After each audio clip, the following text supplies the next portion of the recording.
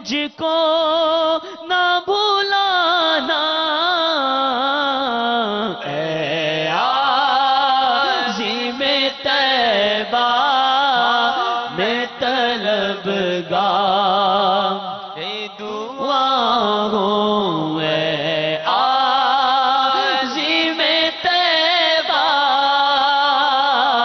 اے عظیم طیبہ میں طلبگار دعا ہوں اے عظیم طیبہ میں طلبگار دعا ہوں سکرات کے صدمے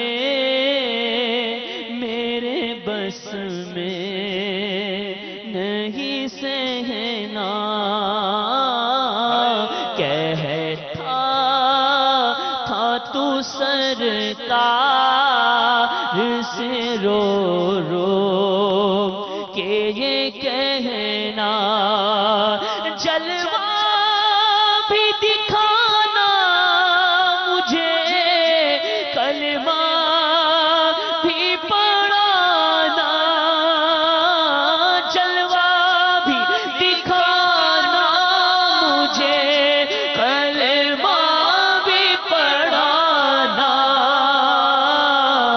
اے عظیم طیبہ میں طلبگار دعا ہوں اے عظیم طیبہ اے عظیم طیبہ اے عظیم طیبہ میں طلبگار دعا ہوں جب تک ہو مدینے میں میسر تجھے رہنا رو رو کے سلام سے میرا روز تو کہنا رو رو کے سلام سے میرا روز تو کہنا خیرات شفاعت کی تبرک میں لے آنا خیرات شفاعت کی تبرک میں لے آنا اے عظیم طیبہ میں طلبگار دعا ہوں اے عظیم طیبہ میں طلبگار دعا ہوں کہتا تھا کراچی میں نہیں مجھ کو ہے مرنا رو رو کے گزارش تو یہ سرکار سے کرنا سلطان مدینہ اسے قدموں میں سلانا سلطان مدینہ اسے قدموں میں سلانا اے عظیم طیبہ میں طلبگار دعا ہوں اے عظیم طیبہ اے عظیم طیبہ میں طلبگار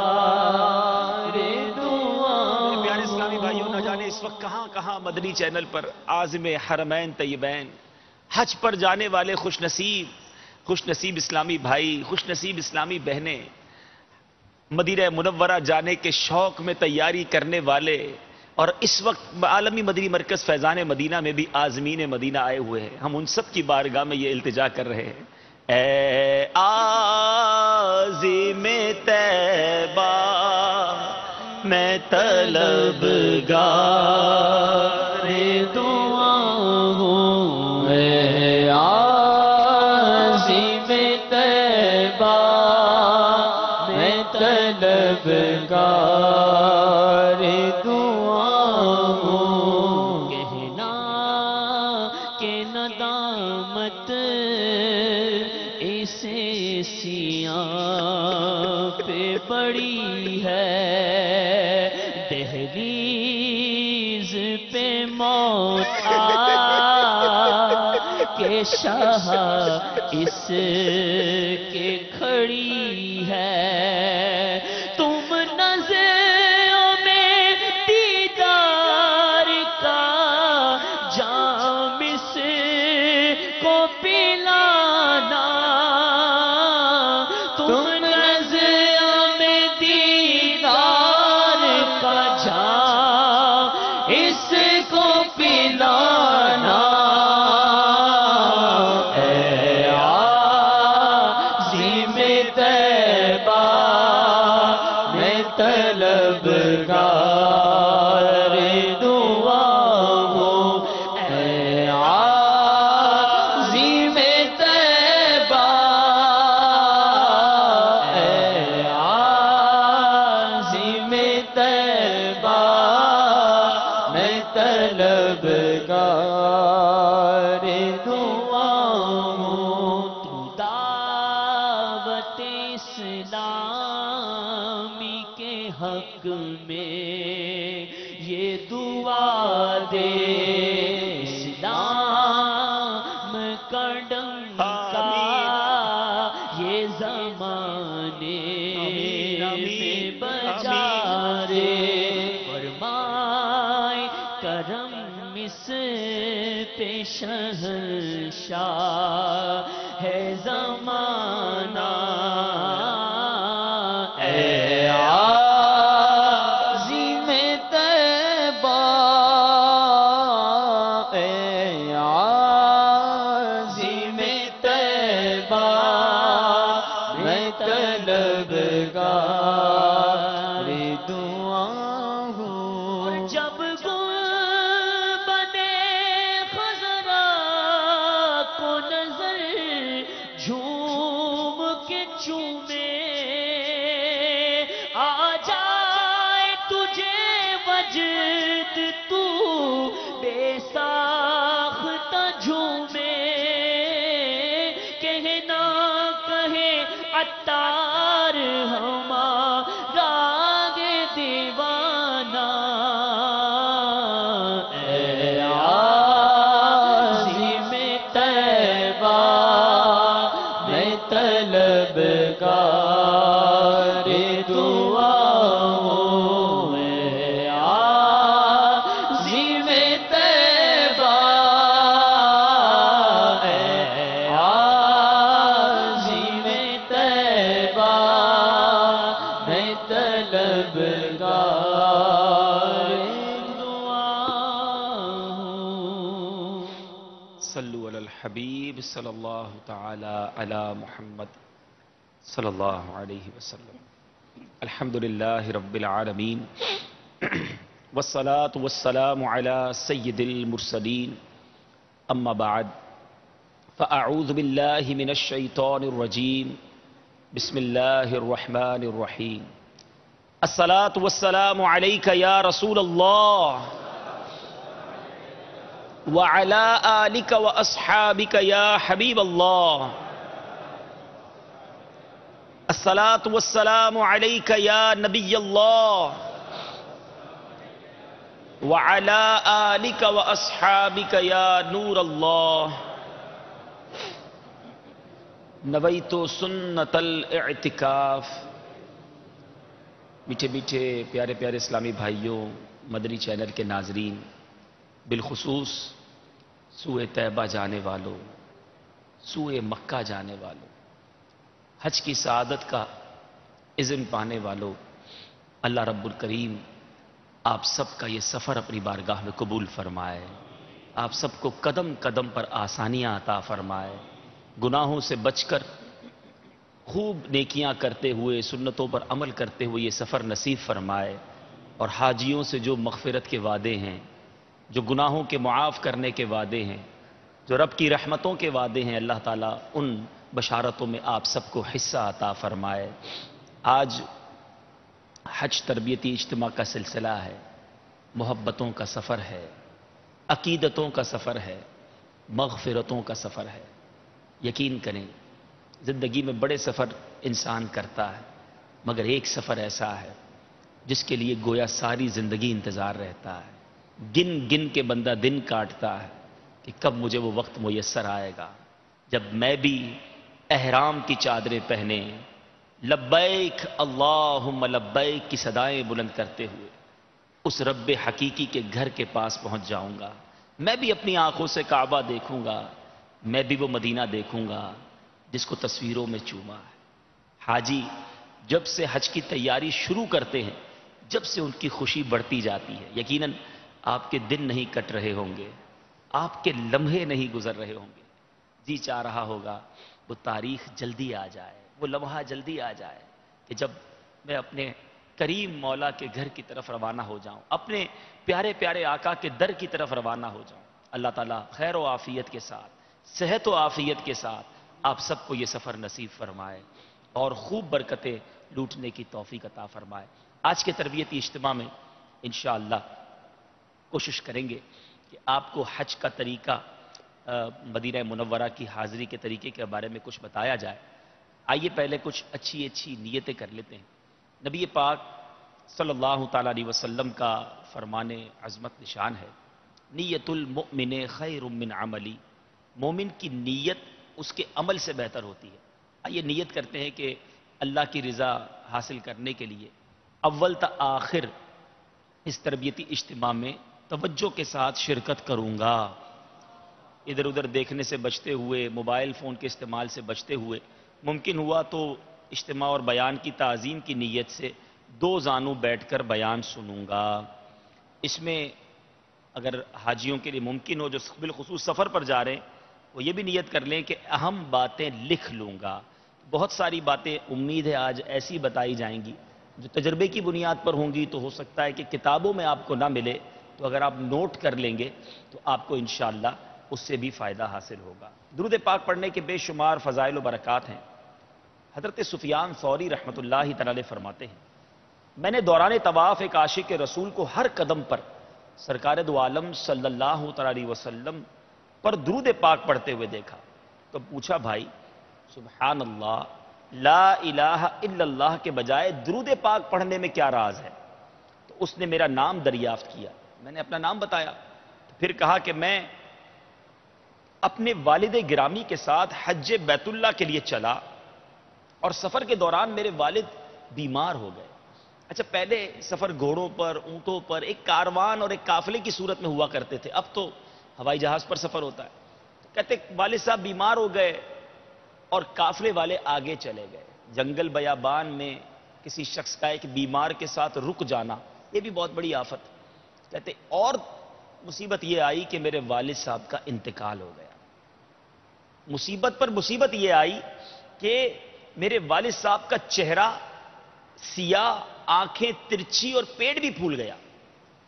اب میں بڑا پریشان، میں گھبرا گیا اور روتے ہوئے پڑھا انا للہ و انا الیہ راجعون۔ میں نے مرحوم کے چہرے پر چادر اڑا دی۔ اسی پریشانی میں مجھے نیند آ گئی۔ خواب میں انتہائی صاف ستھرے لباس میں ملبوس ایک حسن و جمال کے پیکر معطر بزرگ کی زیارت کی۔ ایسا صاحب حسن و جمال میری آنکھ نے پہلے کبھی نہ دیکھا تھا اور ایسی خوشبو میں نے پہلے کبھی نہیں سونگھی تھی۔ وہ میرے والد مرحوم کے قریب تشریف لائے، چادر ہٹائی، اپنا نورانی ہاتھ میرے والد صاحب کے چہرہ انور پر پھیرا۔ دیکھتے ہی دیکھتے مرحوم کے چہرے کی سیاہی نور میں تبدیل ہو گئی، آنکھیں اور پیٹ بھی درست ہو گئے۔ جب وہ نورانی بزرگ واپس جانے لگے تو میں دامن سے لپٹ گیا اور عرض کی آپ کون ہیں؟ جن کے سبب اللہ عز و جل نے میرے والد مرحوم پر اس ویرانے میں یہ احسان فرمایا تم مجھے نہیں پہچانتے، میں صاحب قرآن محمد بن عبداللہ صلی اللہ تعالی علیہ وسلم ہوں، تمہارے والد گناہگار تھے، مجھ پر کثرت سے درود پڑھتے تھے، جب یہ اس تکلیف میں مبتلا ہوئے تو مجھ سے فریاد کی تھی، بے شک جو مجھ پر کثرت سے درود پاک پڑھتا ہے میں اس کی فریاد رسی کرتا ہوں۔ پھر میری آنکھ کھل گئی، یہ معاملہ تو خواب میں ہوا تھا، مگر جب میری آنکھ کھلی تو حقیقت میں نے دیکھا کہ میرے والد صاحب کے چہرے پر نور پھیلا تھا اور ابو کا جو جسم تھا وہ اپنی اصلی حالت پر آ چکا تھا۔ اے میرے میٹھے اور پیارے اسلامی بھائیوں، پتہ چلا کثرت سے درود پاک پڑھنے والے کی مدد بھی کی جاتی ہے، اس کی فریاد بھی سنی جاتی ہے۔ آپ بھی تو سفر حج پر جا رہے ہیں، آپ بھی حرمین طیبین کی حاضری کو جا رہے ہیں، بہت سارے لوگ بہت سارے وظائف پوچھتے ہیں، اچھی بات ہے، طواف کی دعائیں الگ ہیں، سعی کی دعائیں الگ ہیں، اور قدم قدم پر دعائیں کتابوں میں موجود ہیں، وہ بھی پڑھیں، لیکن بعض اوقات ہمارے تلفظ درست نہیں ہوتے، ہم مخارج سے پڑھ نہیں پاتے، آسانی سے دعائیں یاد نہیں ہوتی، تو بہترین دعا، بہترین وظیفہ یہ ہے کہ آپ قدم قدم پر درود پاک پڑھتے چلے جائیں، درود پاک کا ورد اپنا لیجئے، انشاءاللہ برکتوں اور رحمتوں کا آپ پر نزول ہوتا رہے گا۔ آئیے محبت کے ساتھ درود پاک پڑھ لیں، صلو علی الحبیب صلی اللہ تعالی علی محمد صلی اللہ علیہ وسلم۔ یقیناً آج ہمارے ناظرین میں بھی اور حاضرین میں بھی ایسے اسلامی بھائی بھی ہوں گے، ایسے ناظرین بھی ہوں گے کہ جو حج پر نہیں جا رہے ہوں گے، ان کا شوق مزید بڑھے، اور جو حج پر جا رہے ہیں ان کا شوق بھی بڑھتا رہے۔ کچھ حج کے فضائل بیان کرتا ہوں کہ آپ کو اللہ نے کتنی بڑی نعمت سے نوازا ہے۔ نبی پاک صلی اللہ تعالی علیہ وسلم کا فرمان ہے، حج اور عمرہ محتاجی اور گناہوں کو ایسے دور کرتے ہیں جیسے بھٹی لوہے اور چاندی اور سونے کے میل کو دور کرتی ہے، اور حج مبرور کا ثواب جنت ہی ہے۔ ایک اور جگہ میرے آقا علیہ الصلوۃ والسلام فرماتے ہیں، حاجی اپنے گھر والوں میں سے 400 کی شفاعت کرے گا اور گناہوں سے ایسا نکل جائے گا جیسے اس دن کے ماں کے پیٹ سے پیدا ہوا ہو، یعنی بالکل گناہوں سے پاک ہو جائے گا۔ یہ ہے حاجی کو ملنے والا انعام۔ اے میرے میٹھے اور پیارے اسلامی بھائیوں، نبی پاک علیہ الصلوۃ والسلام کا فرمان سنیے۔ میرے آقا علیہ الصلوۃ والسلام نے فرمایا کہ داؤد علیہ الصلوۃ والسلام نے اللہ کی بارگاہ میں عرض کی، اے اللہ، جب تیرے بندے تیرے گھر کی زیارت کو آئیں تو انہیں کیا عطا فرمائے گا؟ فرمایا، ہر زائر کا اس پر حق ہے جس کی زیارت کو جائے، مجھ پر یہ حق ہے کہ دنیا میں انہیں عافیت دوں گا اور جب مجھ سے ملیں گے تو ان کی مغفرت فرما دوں گا۔ سبحان اللہ، سبحان اللہ۔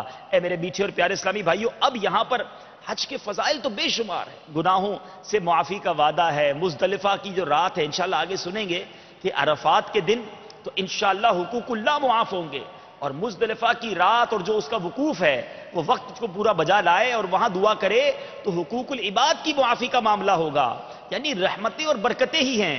اور پھر جب مدینہ منورہ جائیں گے، سبحان اللہ، من زار قبری وجبت لہو شفاعتی، میرے آقا فرماتے جس نے میرے روضے کی زیارت کی اس پر میری شفاعت واجب ہو گئی۔ تو کہیں مغفرت ہے، کہیں حقوق اللہ معاف ہو رہے ہیں، کہیں حقوق العباد کی معافی ہے، کہیں شفاعت کا وعدہ ہے۔ اے میرے میٹھے اسلامی بھائیوں، اب میں ان اسلامی بھائیوں سے بات کرنا چاہتا ہوں کہ جن کو اللہ نے نوازا ہے، جو استطاعت رکھتے ہیں مگر حج نہیں کر رہے، ڈیلے کر رہے ہیں، بعد میں کر لیں گے، اگلے سال کر لیں گے۔ والدین سوچتے ہیں بچوں کی شادی کر لیں پھر کریں گے، جناب پہلے میرے والدین حج کر لیں پھر میں حج کروں گا۔ یاد رکھیے، اگر مرد یا جو بھی شخص ہے وہ خود صاحب استطاعت ہے تو یہ ضروری نہیں کہ اس کے والدین پہلے حج کریں تو وہ حج کرے۔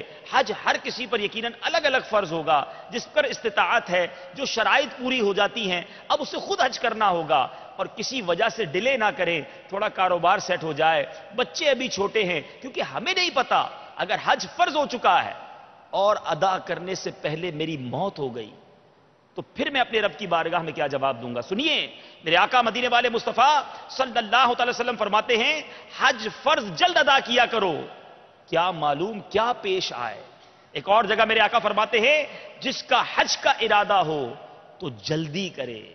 اور اب ڈرا دینے والی حدیث سنیے، نبی پاک علیہ الصلوۃ والسلام فرماتے ہیں، جسے حج کرنے سے نہ حاجت ظاہرہ مانے ہوئی، نہ بادشاہ ظالم، نہ کوئی ایسا مرض، یا تو مرض ہو یا تو کوئی بادشاہ ظالم ہو جو روک لیتا ہو، یا کوئی ایسی حاجت شرعی ہو، اگر ایسا کچھ بھی نہیں اور پھر بغیر حج کیے مر گیا تو چاہے یہودی ہو کر مرے یا نصرانی ہو کر، یعنی ڈر ہے کہیں اس کا ایمان نہ چھین لیا جائے۔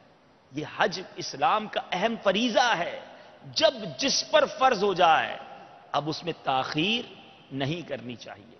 اب آئیے کچھ عاشقان رسول حاجیوں کے واقعات سناؤں۔ اللہ والے حج کیسے کرتے؟ اللہ کے نیک بندے جاتے تو رب کی بارگاہ میں ان کی گریہ و زاری کا عالم کیا ہوتا، اور رب کی رحمت تو دیکھو حاجیوں پر۔ حضرت سیدنا محمد بن منقدر علیہ رحمت اللہ المقتدر نے 33 بار 33 ٹائمز حج کرنے کی سعادت حاصل کی۔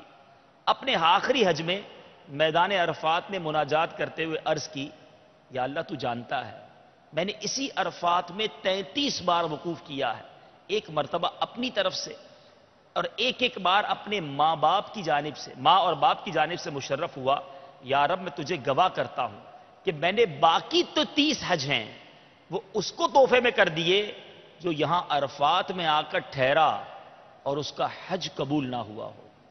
جب آپ عرفات سے مزدلفہ پہنچے تو خواب میں ندا دی گئی، اے ابن منقدر، کیا تو اس پر کرم کرتا ہے جس نے کرم پیدا کیا؟ کیا تو اس پر سخاوت کرتا ہے جس نے سخاوت پیدا فرمائی؟ تیرا رب تجھ سے فرماتا ہے، مجھے اپنے عزت و جلال کی قسم، میں نے وقوف عرفات کرنے والوں کو عرفات پیدا کرنے سے 2000 سال پہلے ہی بخش دیا ہے۔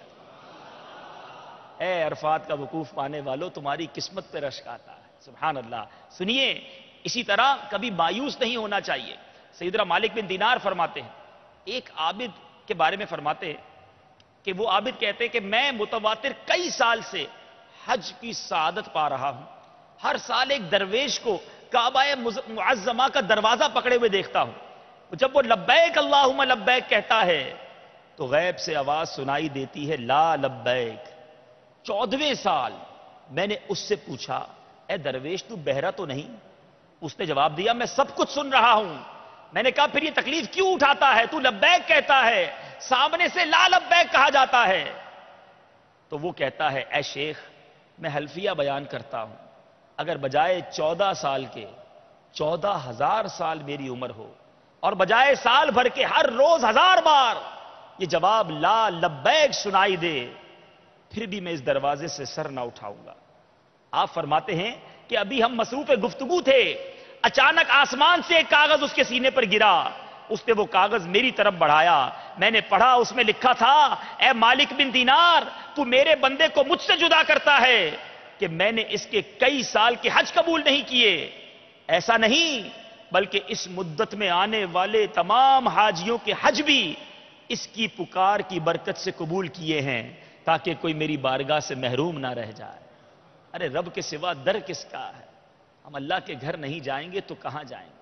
باپا لکھتے ہیں نا، کس کے در پر میں جاؤں گا مولا، کس کے در پر میں جاؤں گا مولا، گر تو ناراض ہو گیا یار۔ ہم گناہ گار ہیں، ہم سیاہ کار ہیں، اسی لیے تو جا رہے ہیں کہ اپنے رب سے مغفرت کی خیرات لیں گے، اپنے گناہوں کی معافی مانگیں گے، اپنے آقا کے در پر جا کر اپنے گناہ بخشوانے کا سامان کریں گے۔ اعلیٰ حضرت لکھتے ہیں نا، وہی رب ہے جس نے تجھ کو ہم اتن کرم بنایا، ہمیں بھیک مانگنے کو تیرا آستاں بتایا۔ ہمیں تو راستہ ہی یہی دکھایا گیا ہے کہ جب اپنی جانوں پر ظلم کر بیٹھو تو محبوب کے در پر چلے جاؤ۔ اعلیٰ حضرت لکھتے ہیں نا، مجرم بلائے آئے ہیں، ہمیں تو کہا گیا ہے جانے کا، مجرم بلائے آئے ہیں، جاؤ کا ہے گواہ، پھر رد ہو کب یہ شان کریموں کے در کی ہے۔ میں کر کے ستا اپنی جا پر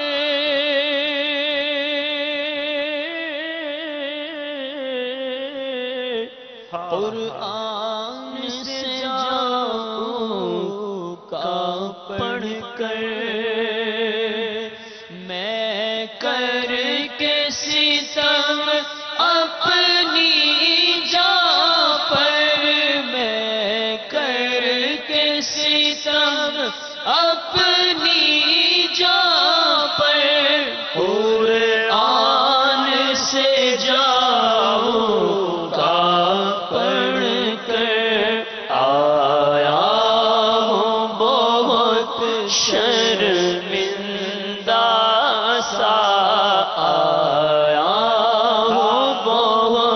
شرمندہ سا سرکار توجہ فرمائیں سرکار توجہ فرمائیں کب آنے کے قابل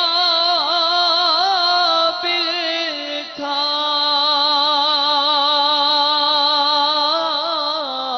میٹھے حاجیوں، سارے سفر یہ توجہ رکھنا، کہیں بھی نخرے نہ ہو، ناز نہ ہو کہ یہ ٹھیک نہیں ہے، وہ ٹھیک نہیں ہے، شکوے شکایات، انتظام ٹھیک نہیں، کھانا ٹھیک نہیں۔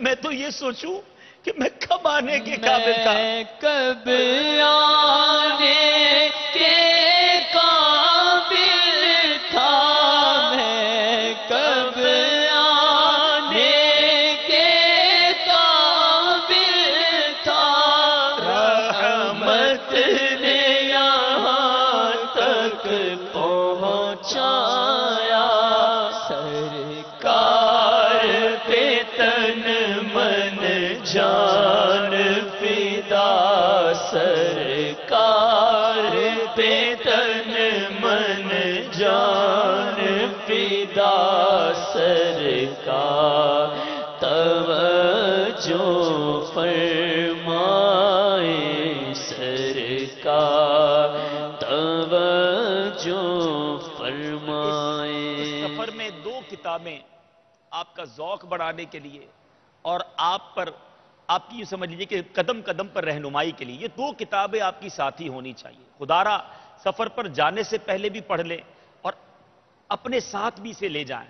یہ رفیق الحرمین، اس میں تو یقیناً پورے حج کا طریقہ، مسائل موجود ہے، اور یہ عاشقان رسول کی 130 حکایات، یہ خزانہ ہے جو ابھی میں نے واقعات بھی آپ کو سنائے، اسی کتاب سے سنائے۔ اگر اپنا ذوق بڑھانا چاہتے ہیں تو یہ حکایات پڑھیں، سفر میں بھی پڑھیں، راستے میں بھی پڑھیے گا، جب مکہ مکرمہ سے مدینہ منورہ بس میں جائے جب بھی پڑھیں کہ مدینہ آنے والا ہے۔ اب مدینہ منورہ میں عاشقان رسول کیا کرتے تھے، آپ کی آنکھوں سے انشاءاللہ آنسو روانہ ہونا شروع ہو جائیں گے۔ رفیق الحرمین ہی سے امیر اہل سنت نے حج اور عمرے جانے والوں کے لیے کچھ نیتیں تحریر فرمائیں، ان نیتوں میں بھی بڑی تربیت ہے۔ میں چند نیتیں پیش کرتا ہوں، غور سے سنتے جائیں اور اب سے اپنے دل میں یہ نیتیں لاتے چلے جائیں۔ صرف رضائے الہی پانے کے لیے حج کروں گا، جو جا رہے ہیں بلکہ نہیں جا رہے جب بھی حج کریں گے نیت یہی کر لے کہ صرف رضائے الہی پانے کے لیے حج کروں گا۔ قبولیت کے لیے اخلاص شرط ہے، اور اخلاص حاصل کرنے میں یہ بہت معاون ہے کہ ریاکاری اور شہرت کے تمام اسباب ترک کر دیے جائیں۔ نبی پاک علیہ السلام کا فرمان، لوگوں پر ایسا زمانہ آئے گا کہ میری امت کے مالدار سیر و تفریح کے لیے، درمیانے درجے کے لوگ تجارت کے لیے، اور قرہ یعنی کاری دکھانے اور سنانے کے لیے، اور فقراء مانگنے کے لیے حج کریں گے۔ اب اپنے اپنے بارے میں غور کر لیں کہ سیر و تفریح کے لیے تو نہیں جا رہے، یا شہرت کے لیے تو نہیں جا رہے، لوگ مجھے حاجی کہیں، یہ بڑا مسئلہ ہے۔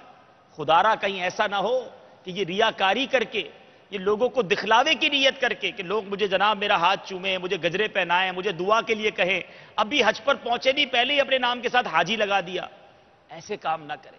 ہم کیوں لوگوں کو بتانا چاہتے ہیں کہ میں نے جناب یہ نیک کام کیے؟ ہم جانے، ہمارا رب جانے، ابھی تو ہمیں پتہ بھی نہیں کہ ہمارا ہوگا کیا۔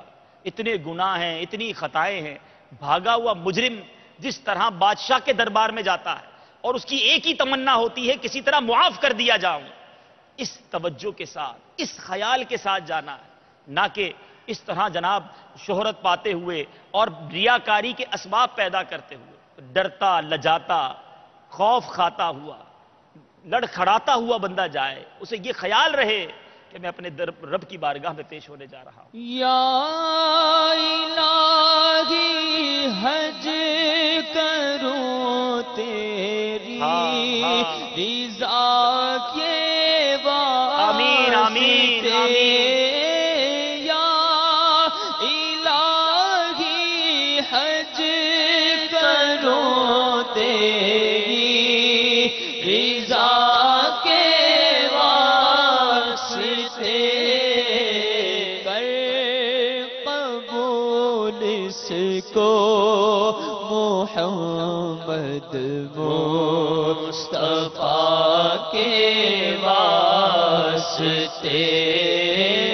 کر قبول اس کو محمد مصطفیٰ کے واسطے۔ اسی طرح ایک نیت یہ بھی کر لیں کہ اس آیت مبارکہ پر عمل کروں گا، اتم الحج والعمرۃ للہ، ترجمہ کنز الایمان، حج اور عمرہ اللہ کے لیے پورا کرو۔ اسی طرح ایک نیت جو حج فرض کرنے والا ہے وہ بھی یہ نیت کرے کہ اللہ کی اطاعت کی نیت سے اس حکم قرآنی وَلِلَّهِ عَلَى النَّاسِ حِجُّ الْبَيْتِ مَنِ اسْتَطَاعَ إِلَيْهِ سَبِيلًا، اور اللہ کے لیے لوگوں پر اس گھر کا حج کرنا ہے جو اس تک چل سکے، اس پر عمل کرنے کی سعادت حاصل کروں گا۔ یہ بھی نیت کر لیں کہ نبی پاک علیہ السلام کی پیروی میں حج کروں گا، ماں باپ کی رضا مندی لے لوں گا، بیوی جو ہے وہ شوہر کو رضامند کرے، مقروض جو ابھی قرض ادا نہیں کر سکتا تو اس قرض خواہ سے بھی اجازت لے، اگر حج فرض ہو چکا ہے تو اجازت نہ بھی ہو تب بھی جانا ہوگا۔ ہاں، عمرہ یا نفلی حج کے لیے والدین سے اجازت لیے بغیر سفر نہ کریں۔ یہ بات غلط مشہور ہے کہ جب تک والدین نے حج نہیں کیا اولاد بھی حج نہیں کر سکتی۔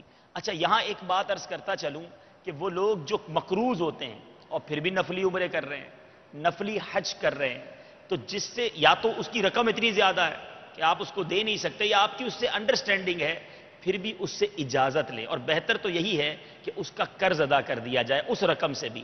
ہاں، فرض حج ہے تو ماشاءاللہ دارالفتہ کے اسلام میں بھی ہمارے ساتھ ہیں کہ فرض حج ہے تو اب اس کی پھر بھی اجازت لینی ہوگی، کیونکہ وہ اگر مقروض ہیں تو حج کریں گے، اس کو رضامند کرنے کی کوشش کی جائے۔ جیسے اس میں لکھا ہے کہ اگر حج فرض ہے تو رضامند کی کوشش کی جائے، رضامندی نہ ملے تو بھی حج فرض ادا کرنا ہوگا۔ ٹھیک ہے۔ اچھا، ایک اور بڑی اہم بات، مال حلال سے حج کروں گا، ورنہ حج قبول ہونے کی امید نہیں، اگرچہ فرض اتر جائے گا۔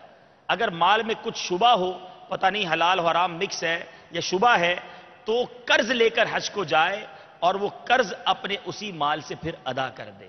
مال حلال سے حج کروں گا، یہ بھی نیت کر لیجئے۔ جو مال حرام سے حج کو جاتا ہے نا، کچھ لوگ حرام ہی کماتے ہیں، حرام چھوڑتے ہی نہیں، اور وہ جب حج کو جاتے ہیں اور جب وہ لبیک کہتا ہے تو ہاتف غیب سے جواب دیا جاتا ہے، نہ تیری لبیک قبول، نہ خدمت منظور، تیرا حج تیرے منہ پر مردود ہے، یہاں تک کہ تو یہ مال حرام کہ تیرے قبضے میں ہے اس کے مستحقوں کو واپس کر دے۔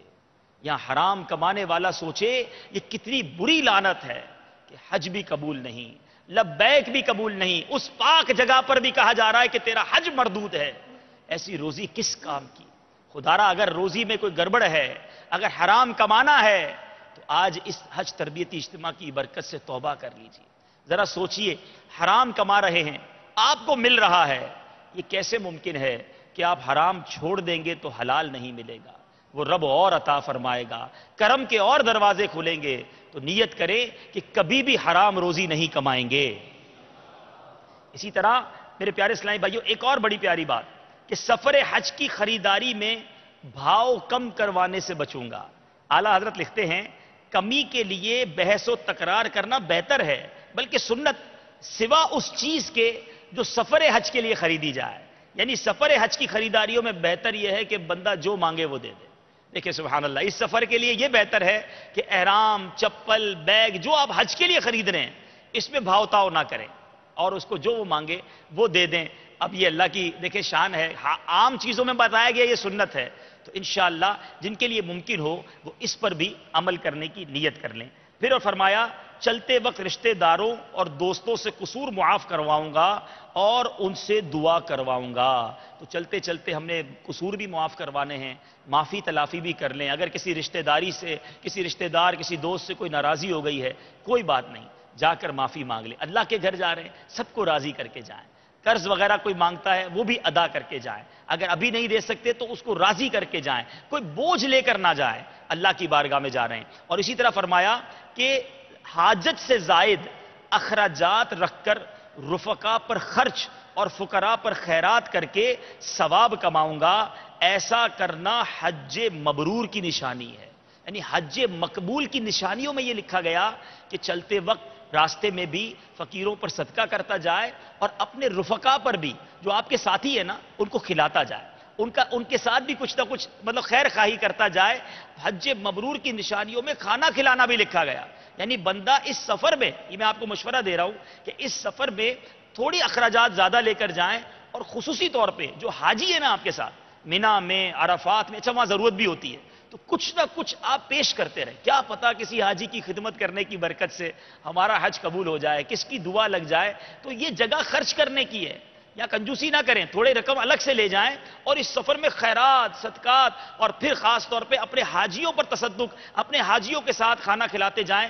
انشاءاللہ یہ حج مبرور کی نشانیوں میں لکھا گیا کہ اس میں کھانا کھلایا جائے، سلام کو عام کیا جائے، اس طرح کی باتیں ہیں، تو اس پر ضرور عمل کریں۔ اب یہ کافی ساری نیتیں ہیں، پریشانیاں آئیں تو صبر کروں گا، جھگڑا نہیں کروں گا، کیونکہ یاد رہے قرآن مجید فرقان حمید میں ابھی جب یہ تربیتی اجتماع شروع ہوا تھا تو اس وقت بھی یہ آیت تلاوت ہوئی تھی کہ حج کے دوران بری بات نہیں کرنی اور جھگڑا نہیں کرنا، یہ دو بڑی اہم چیزیں جس سے بچنا۔ عموماً ہوتا کیا ہے، تھوڑے دنوں تک تو ہم سنجیدہ رہتے ہیں کیونکہ عموماً 40-45 دن کا سفر ہے، تو شروع میں تو چونکہ کعبہ دیکھا، مکہ پاک پہنچے، احترام بھی دل میں رہتا ہے۔ جیسے جیسے دن گزرتے جاتے ہیں اب حاجی فری ہونا شروع ہوتے ہیں، اب فضول باتیں، اب سیاست کی باتیں، اب کاروبار کی باتیں، ابے تبے تو تڑاک، اچھا دوستیاں ہو جاتی ہیں۔ اچھا اب ایک بات بڑی پیاری نگران شورا نے ایک بار اپنے بیان میں فرمائی تھی کہ ہم حج پر تو جاتے ہیں، عادتیں تھوڑی چھوڑ کے جاتے ہیں۔ اب جس کی عادت ہی جھوٹ بولنے کی ہے، جس کی عادت ہی ہنسی مذاق فضول باتوں کی ہے، معاذ اللہ جس کی عادت غیبت کرنے کی ہے، جس کی عادت بری باتیں کرنے کی ہے، وہ اپنی عادتیں بھی ساتھ لے جا رہا ہے۔ اور یاد رہے مکہ پاک میں جہاں ایک نیکی 1,00,000 نیکی ہے، وہاں ایک گناہ بھی 1,00,000 گناہ ہے۔ ایسا بھی دیکھا ہے پیارے اسلامی بھائیوں کہ مینا عرفات میں حاجی چوپال لگائے، خوب ہنسی مذاق، دھوم دھڑکا، ابے تبے اس کی فلم چڑھا رہے ہیں۔ اب کام نہیں ہے نا، اب کچھ کام نہیں ہے، اب یہ سمجھتے ہیں کہ یہ ٹائم پاس کرنا ہے۔ ارے پوچھو ان سے جو حج پر نہیں گئے، پوچھو ان سے جو کعبہ دیکھنے کو تڑپ رہے ہیں۔ ایک تو آپ کو یہ سفر مل رہا ہے اور آپ اس میں وقت ضائع کر رہے ہیں، ایک ایک لمحے کا استعمال کیجئے۔ سچ بتا رہا ہوں یہ سفر بڑی جلدی گزر جائے گا، پھر ساری زندگی یادیں رہ جائیں گی۔ پھر یار کچھ اور عبادت کر لیتا، کچھ اور تلاوت کر لیتا، کچھ اور طواف کر لیتا۔ مکہ مکرمہ تو وہ شہر ہے ساری دنیا میں آپ ساری عبادتیں کر سکتے ہیں، مگر طواف فقط مکہ پاک میں ہو سکتا ہے۔ ارے خوب طواف کرے، کعبے کو دیکھنے والے پر بھی رحمتوں کا نزول ہوتا ہے۔ تو فضول باتوں سے بچنے کی ابھی سے نیت کریں۔ ایسے لوگوں سے دوستی بھی مت کیجیے گا، آپ کو ملیں گے، آپ کے سفر میں ملیں گے، جو ایک صاحب بیٹھے ہوں گے، ان کے پاس 4 لوگ بیٹھیں گے اور وہ جناب سب کو لطیفے سنائیں گے، کہانیاں سنائیں گے، سیاست کی باتیں کریں گے۔ آپ بیٹھے بھی نہ ان کے پاس، کیونکہ آپ بیٹھیں گے آپ کا دل بھی لگ جائے گا۔ اپنے ساتھ کتابیں لے جائیں، اپنے ساتھ پنسورہ لے جائیں، مدنی پنسورہ لے جائیں، اپنے ساتھ ہو سکے تو قرآن پاک لے جائیں، وہاں جا کر لے لیں۔ اپنی تلاوت، اپنے ذکر و اذکار اپنے اوپر ٹارگٹ بنا کے جائیں۔ کم از کم چاہیں تو لکھ لے کہ میں نے مکہ پاک میں ایک قرآن پاک کا ختم کرنا ہے، مدینہ منورہ میں ایک قرآن پاک کا ختم کرنا ہے۔ اب ایک قرآن مکہ پاک میں 1,00,000 قرآن پاک کا ثواب، مدینہ منورہ میں ایک قرآن پاک ختم کرنا 50,000 قرآن پاک کا ثواب۔ اب آپ سوچیں قرآن کی تلاوت میں مصروف رہے، روزانہ کم از کم میں 1000 بار درود پاک پڑھوں گا، انشاءاللہ کم از کم میں سینکڑوں بار کلمہ طیبہ پڑھوں گا۔ اب جب آپ احرام پہن لیں گے، آگے بتایا جائے گا آپ کو، آپ کا افضل وظیفہ لبیک ہو جائے گا، آپ لبیک کی تکرار کریں گے۔ تو اپنے ذمے کچھ کام لے لیں، اتنے نوافل پڑھوں گا، قضائے عمری باقی ہے تو اتنی قضائے عمری روزانہ ادا کروں گا، یہ سب کام کریں۔ وہاں ان کاموں کے لیے وقت نہیں ہونا چاہیے۔ اور پھر چونکہ ہم بیٹھتے ہیں نا تو پھر وہ رفثہ والی جو بات ہے وہ پھر شروع ہو جاتی ہے، کیونکہ جب آپ دوستوں کے ساتھ بیٹھیں گے تو پھر کہیں نہ کہیں بے حیائی کی بات ہو جائے گی، جس سے قرآن نے صاف بنا فرمایا۔ اور پھر جدال، جھگڑا، یہاں تک کتابوں میں لکھا کہ حاجی کو آزمانے کے لیے فرشتے انسانی صورت پر آتے ہیں کہ اس کو آزمائیں، ہمارے مزاج کے خلاف کوئی بات ہو، ہمیں کوئی دھکا دے دے، ہماری جگہ پر آ کر بیٹھ جائے۔ اب حاجی صاحب تو یہاں بھی جھگڑالو تھے، تو وہاں بھی انہوں نے چڑھا لی ہستی نے، ایسے کیسے ہو سکتا ہے بھائی ہماری جگہ پر بیٹھ گئے ہیں، تم نے لکھوائی ہوئی یہ جگہ۔ مکہ پاک میں، مدینہ منورہ میں مسجد کی صف میں بیٹھنے کے لیے جھگڑا ہو رہا ہوتا ہے۔ آپ سوچیں وہ جگہ ہے جھگڑنے کی، مینا عرفات میں خیموں میں جھگڑے ہو رہے ہوتے ہیں۔ تو لڑائی بالکل نہیں کرنی، میں آپ کو بار بار اس لیے عرض کر رہا ہوں، قرآن نے فرمایا اور اگر جھگڑا ہو گیا، لڑائی کر لی تو کوئی حج ضائع نہ ہو جائے نا۔ تو حج میں مواقع آئیں گے، آپ تھکے ہوئے ہوں گے، آپ چڑچڑا ہو، آرام نہیں ہوتی، آرام بھی نہیں ہوتا، کبھی کبھی وہ کھانا بھی نہیں ملتا جو ہمیں چاہیے، تھکن، بھوک، پیاس انسان کو چڑچڑا کر دیتی ہے۔ تو اب چڑچڑا بن گیا بندہ، اب اس کے مزاج کے خلاف کوئی بات ہو جائے اب وہ لڑ پڑتا ہے۔ تو آپ نے ایک بات پکی نیت کر کے جاؤ، ہمیں کوئی کتنی بھی تکلیف پہنچائے ہم نے کسی کو تکلیف نہیں پہنچانی، ہم نے کسی سے جھگڑا نہیں کرنا انشاءاللہ۔ یاد رکھیں آزمایا جا سکتا ہے، ہو سکتا ہے کوئی فرشتہ ہی آیا ہو میرے آگے انسانی صورت میں مجھے چیک کرنے کے لیے کہ امتحان میں پاس ہوتا ہے کہ نہیں، اور ہم اسی سے لڑ پڑے، تو نہیں لڑنا، نرمی۔ بس اگر یہ خیال شروع سے لے کر آخر تک یاد رکھیں، جب بھی آپ کو تکلیف پہنچے نا، آپ کا مزاج چڑچڑا ہونے لگے، آپ کو فیل ہونے لگے کہ یار تھک گیا ہوں، انتظام مجھے پورے نہیں مل رہے، تو بس یہ جملہ یاد کر لینا، میں کب آنے کے قابل تھا، رحمت نے یہاں تک پہنچ۔ جب مجرم بن ڈالو گے نا اپنے آپ کو کہ میں ہوں ہی مجرم، تو مجرم کے نخرے نہیں ہوتے، مجرم تو بیڑیا بندھا ہوا اس نیت سے آتا ہے کہ بس مجھے معاف کر دیا جائے، اس کو فکر نہیں ہوتی کھانا کب ملے گا، آرام کب ملے گا۔ مجرم مجرم ہوتا ہے۔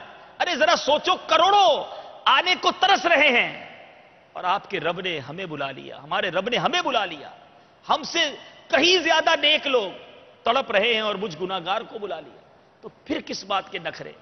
کاروان والوں سے لڑ رہے ہوتے ہیں، معلم کے بندوں سے لڑ رہے ہوتے ہیں، بس والوں سے لڑ رہے ہوتے ہیں، خدا را ایسا مت کرنا، بلکہ کراچی ایئرپورٹ سے لڑائیاں شروع ہو جاتی ہیں۔ تو یہ اہم ترین چیز ہے کہ آپ نے صبر اور صبر کا دامن تھامنا۔ انشاءاللہ ہم پورے سفر میں بے صبری نہیں کریں گے، کسی سے لڑائی نہیں کریں گے۔ اب آئیے کچھ سامان کے بارے میں بتا دوں۔ حج کے لیے یقیناً اس بار حج جو ہے وہ گرمیاں ہیں، موسم ٹھنڈ کی طرف تو نہیں ہوگا، تو نارمل سامان جو بھی آپ کی ضرورت ہے، آپ اپنے کپڑے لے جائیں، احرام کے 2 سیٹ لے جائیں، یعنی ایک مشورہ ہے تولیے کا لے لیں، ایک لٹھے کا لے لیں۔ تو اب اگر آپ ان دونوں کو مکس کر لیں گے تو آپ کے 2 سیٹ بن جائیں گے۔ تہبند جو ہے آپ لٹھے کی باندھیں اور اوپر احرام آپ تولیے کا باندھیں۔ اس کی وجہ کیا ہے کہ کیونکہ گرمی ہوگی آپ کو پسینہ آئے گا، اگر احرام اوپر بھی لٹھے کا ہوگا تو پسینے کی وجہ سے وہ بھیگ جائے گا، آپ کا جسم بھی چھلکے گا۔ تولیہ آپ کے پسینے کو ایبزارب بھی کرتا رہے گا، جذب بھی کرتا رہے گا، اور اگر لٹھا ہوتا ہے تو بار بار رکوع سجود میں احرام گرتا رہتا ہے۔ تولیہ کیونکہ تھوڑا سا ہیوی ہوتا ہے تو وہ آپ کا ایزی رہے گا احرام، ایک بات۔ دوسری، آپ اگر اپنے تہبند میں بھی تولیہ باندھیں، آپ کہیں میں دونوں ہی تولیے کے باندھ دیتا ہوں، تو وہ ڈیفیکلٹ ہو جائے گا، بہت ہیوی ہو جائے گا، آپ کو مشکل ہو جائے گی۔ احرام میں چند باتیں عرض کرتا چلوں کہ احرام لیتے وقت اہم ترین احتیاط یہ ہے کہ احرام اچھی کوالٹی کا لیں، یہاں پیسے نہ بچائیں۔ آپ نے احرام کئی بار پہننا ہے، ابھی عمرہ کرتے ہوئے جاتے ہوئے پہنیں گے، پھر حج کے لیے مینا عرفات میں پہنیں گے، اللہ کرے پھر عمرے کریں گے آپ تو پہنیں گے، تو احرام کی کوالٹی اچھی ہونی چاہیے۔ بعض اتنا پتلا احرام ہوتا ہے بعض اوقات کہ پھٹ بھی جاتا ہے۔ ہمارے یہاں تو بہت برا حال ہے نا، پیسے بچانے کے لیے احرام بیچنے والے بھی احتیاط نہیں کرتے، تو آپ کپڑا دیکھ کر لیں، ایک بات۔ دوسرا، تھوڑا سا موٹا کاٹن لیں، بہت پتلا کاٹن نہ لیں، کیونکہ جب آپ پہنیں گے اور تھوڑا سا بھی پانی لگے گا تو آپ کا ستر چمکے گا، آپ کا جسم چھلک جائے گا، تو وہ کاٹن بھی تھوڑا موٹا معیاری ہونا چاہیے۔ اچھا، تیسری بات، احرام کو آپ گھر میں ایک بار دھو لیں، کیونکہ اس احرام میں بعض اوقات کلف لگی ہوئی ہوتی ہے، بعض اوقات جو ہے وہ تولیے کے اوپر بھی کلف لگا ہوا ہوتا ہے۔ ہم پہن تو لیتے ہیں لیکن جب یہ تولیہ جسم سے رگڑے گا نا تو اب بعض لوگوں کو خراش ہو جاتی ہے، کیونکہ اتنا سخت وہ تولیہ ہوتا ہے، یا تو واقعی سافٹ ہے آپ نہ دھوئیں، لیکن ایک بار دھو لیں گے تو وہ مزید ایزی ہو جائے گا آپ کے لیے پہننا۔ اچھا، چوتھی بات یہ احرام کے لیے، احرام کی سائز ضرور چیک کریں۔ یہ بہت بڑا مسئلہ ہے کہ ہمارا اتنا لمبا اسلامی بھائی ہے، اس نے احرام کی تھیلی لے لی، نہ احرام دیکھا نہ کچھ، ایئرپورٹ پر لے کر آ گئے۔ اب جب احرام پہنا تو احرام ہی پورا نہیں ہو رہا، کیونکہ احرام تو چھوٹے اسلامی بھائی کا لے آئے۔ اچھا، اسلامی بھائی کا قد چھوٹا ہے، احرام کسی بڑے کا لے لیا، اب سنبھلا ہی نہیں جا رہا اس سے۔ اچھا، صحت بہت زیادہ ہے، کسی دبلے پتلے کی سائز کا احرام لے لے، کیونکہ احرام والے بھی عجیب و غریب ہوتے ہیں، یہ بیچنے والے بھی مختلف سائز کے احرام رکھتے ہیں، پیسے بچانے کے لیے بعضوں کا چھوٹا بھی کر دیتے ہیں۔ آپ اپنے قد، اپنی صحت کے مطابق وہیں احرام کھولیں اس کی دکان پر ہی، اور وہیں پہن لیں اس کو، کوئی بات نہیں، اس کو بولے میں چیک کر کے لوں گا، اور چیک کریں کہ آپ کا احرام آپ کی سائز کا ہے، معیاری ہے، پراپر ہے، پھر آپ لیجئے۔ اچھا، احرام کے انشاءاللہ مزید باتیں ابھی انشاءاللہ آج ہمارے اس تربیتی اجتماع میں ہم آپ کو امیر اہل سنت کا دیدار بھی کرائیں گے انشاءاللہ۔ اور باپا نے بہت ساری باتیں سکھائی ہیں. ہم ویڈیو کے ذریعے انشاءاللہ وہ باتیں کیونکہ باپا کے ساتھ حج کرنا ہے نا انشاءاللہ, باپا سے سیکھ کر حج کرنا ہے, تو امیر اہل سنت بھی ہمیں سمجھ لیجئے اس حج تربیتی اجتماع میں سکھائیں گے, ہم ان کے ویڈیو کلپس کے ذریعے سیکھیں گے, تو انشاءاللہ مزید باتیں باپا سے سیکھتے ہیں. ایک اور اہم چیز جو آپ کو اس سفر میں کام دے گی, اور وہ ہے چپل. اپنا چپل جو ہے اس میں بھی کمپرومائز مت کیجئے گا. دیکھیں حج پر سب سے زیادہ کام چلنے کا ہے. اگر آپ کے چپل نے آپ کو کاٹ لیا اور وہاں کوئی پھوڑا ہو گیا یا زخم ہو گیا, آپ کا باقی سارا حج جو ہے, باقی سفر تکلیف میں گزرنا ہے. تو بہترین چپل لینے آپ نے, اور ہوائی چپل جس کو 2 پٹی والے چپل کہا جاتا ہے, اس کے علاوہ کوئی چپل نہیں لینے. ہوائی چپل لیں, سافٹ چپل لیں, اچھی کمپنی کے لیں, اور ایسے 2 یا 3 لے لیں, کم از کم 2 تو لے لیں. ٹھیک ہے, ایک کو تو بند کر کے ڈال دیں کہ وہ آپ نے مینا جاتے ہوئے پہننا ہے, کیونکہ وہ طویل پیدل ہے. مینا, عرفات, مزدلفہ, بالخصوص جس نے پیدل حج کرنا ہے. ورنہ آپ نے اس سفر میں اپنے چپل جو ہے وہ آپ کو ضرورت پڑتی رہے گی. اچھی کوالٹی کے چپل لیں, کڑک والے, ایسے چپل جو پیروں کو کاٹتے ہیں. آپ بڑی تکلیف میں آ جائیں گے اگر آپ کے, کیونکہ وہاں اہم ترین کام چلنا ہے. اچھا, پھر چپل بھی اچھے لیں, اس کے ساتھ ساتھ آپ یہیں چلنا شروع کریں. ہمارے بہت سارے اسلامی بھائی کی عادت ہی نہیں ہوتی چلنے کی. 5 منٹ کے راستے میں بھی جانا ہے تو اسکوٹر پہ جانا ہے, گاڑی پہ جانا ہے. اب وہاں تو کام ہی چلنے کا ہے, طواف, صفا مروہ, پھر اس کے بعد کہیں بھی جانا ہے, آپ کی ہوٹل, آپ کا گھر سب دور دور ہوگا. آسان نہیں ہے, وہاں حرم شریف تک پہنچتے پہنچتے آپ کو کئی کلومیٹر چلنا پڑے گا. تو اب چلنے کی جس کی عادت نہیں ہوتی نا, اس کے پھر پیروں میں خراشیں ہو جاتی ہیں, اس کے پیر تکلیف ہو جاتے ہیں, وہ پہلی بار ہی عمرہ کر کے بستر پہ ہو جاتا ہے. تو آپ روزانہ, جب بھی آپ کی فلائٹ ہے, آپ روزانہ ابھی سے آدھا پونا گھنٹہ 1 گھنٹہ جس کے لیے جتنا ممکن ہو پیدل چلنا شروع کریں. بلکہ میں تو ایک اور مشورہ دوں گا, آپ نے حج پر جو چپل پہننی ہے نا, وہ چپل ابھی سے خرید لیں, وہی چپل پہن کر چلنا شروع کر دیں. تو اب وہ چپل بھی آپ کو پتہ چل جائے گی پیر میں کیسی جا رہی ہے, اور آپ کو چلنے میں کوئی تکلیف بھی نہیں ہو رہی. تو آپ یوز ٹو ہو جائیں گے چلنے کے. اور ماشاءاللہ ہم نے دیکھا وہاں پر جو گاؤں کے لوگ آتے ہیں نا, جن کی چلنے کی عادت ہوتی ہے, وہ دبا کے طواف کرتے ہیں, وہ عمرے پہ عمرے کر رہے ہیں, ان کو پتہ ہی کچھ نہیں ہے, وہ آرام سے حرم شریف جا رہے ہیں. اور ہمارا شہری بھائی تھوڑا سا چلتا ہے پھر بیٹھ جاتا ہے, پھر چڑھتا ہے پھر بیٹھ جاتا ہے, کیونکہ اس کو چلنے کی عادت نہیں. تو خدارا اسلامی بہنیں بھی اگر سن رہی ہیں تو پردے کے عالم میں اگر یہاں پاسبل ہو تو ان کو چلایا جائے, ورنہ وہاں بہت مشکل ہو جائے گا. تو چلنا یہ بہت ضروری ہے. چپل آپ کے اچھے ہوں, احرام لے لیں. اب میں آپ کو بیگ دکھاتا ہوں. دیکھیں بیگ جو ہے نا وہ آپ کا کیسا ہونا چاہیے. بیگ میں بھی کنجوسی نہ کریں. ہمارے کچھ حاجیوں کو دیکھا ہے کہ وہ بیگ میں اتنی کنجوسی کرتے ہیں, بیچارے نارمل سا بیگ لے آتے ہیں اور وہ جدہ ایئرپورٹ ہی پھٹ جاتا ہے.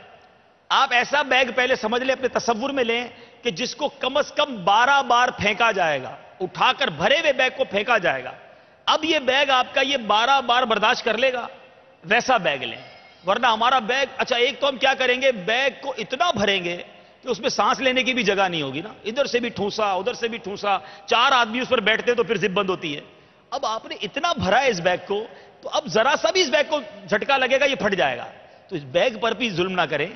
اگر زیادہ سامان ہے 2 بیگ لے لیں, ٹھیک ہے. آپ کو الاؤ ہوتا ہے, ٹکٹ کے اوپر لکھا ہوتا ہے کہ کتنا kg الاؤ ہے. تو آپ نے بیگ ویسا لینا ہے کہ جو مضبوط ہو. ایک بات, پھر ٹرالی والا بیگ لیں. اب ایک بیگ آپ کو یہاں دکھایا جا رہا ہے, اس کو ذرا گھما کر بھی دکھائیں. یہ بیگ آپ ٹرالی والا بیگ لیں گے تو اس سے فائدہ یہ ہوگا کہ آپ اس کو چلا سکیں گے.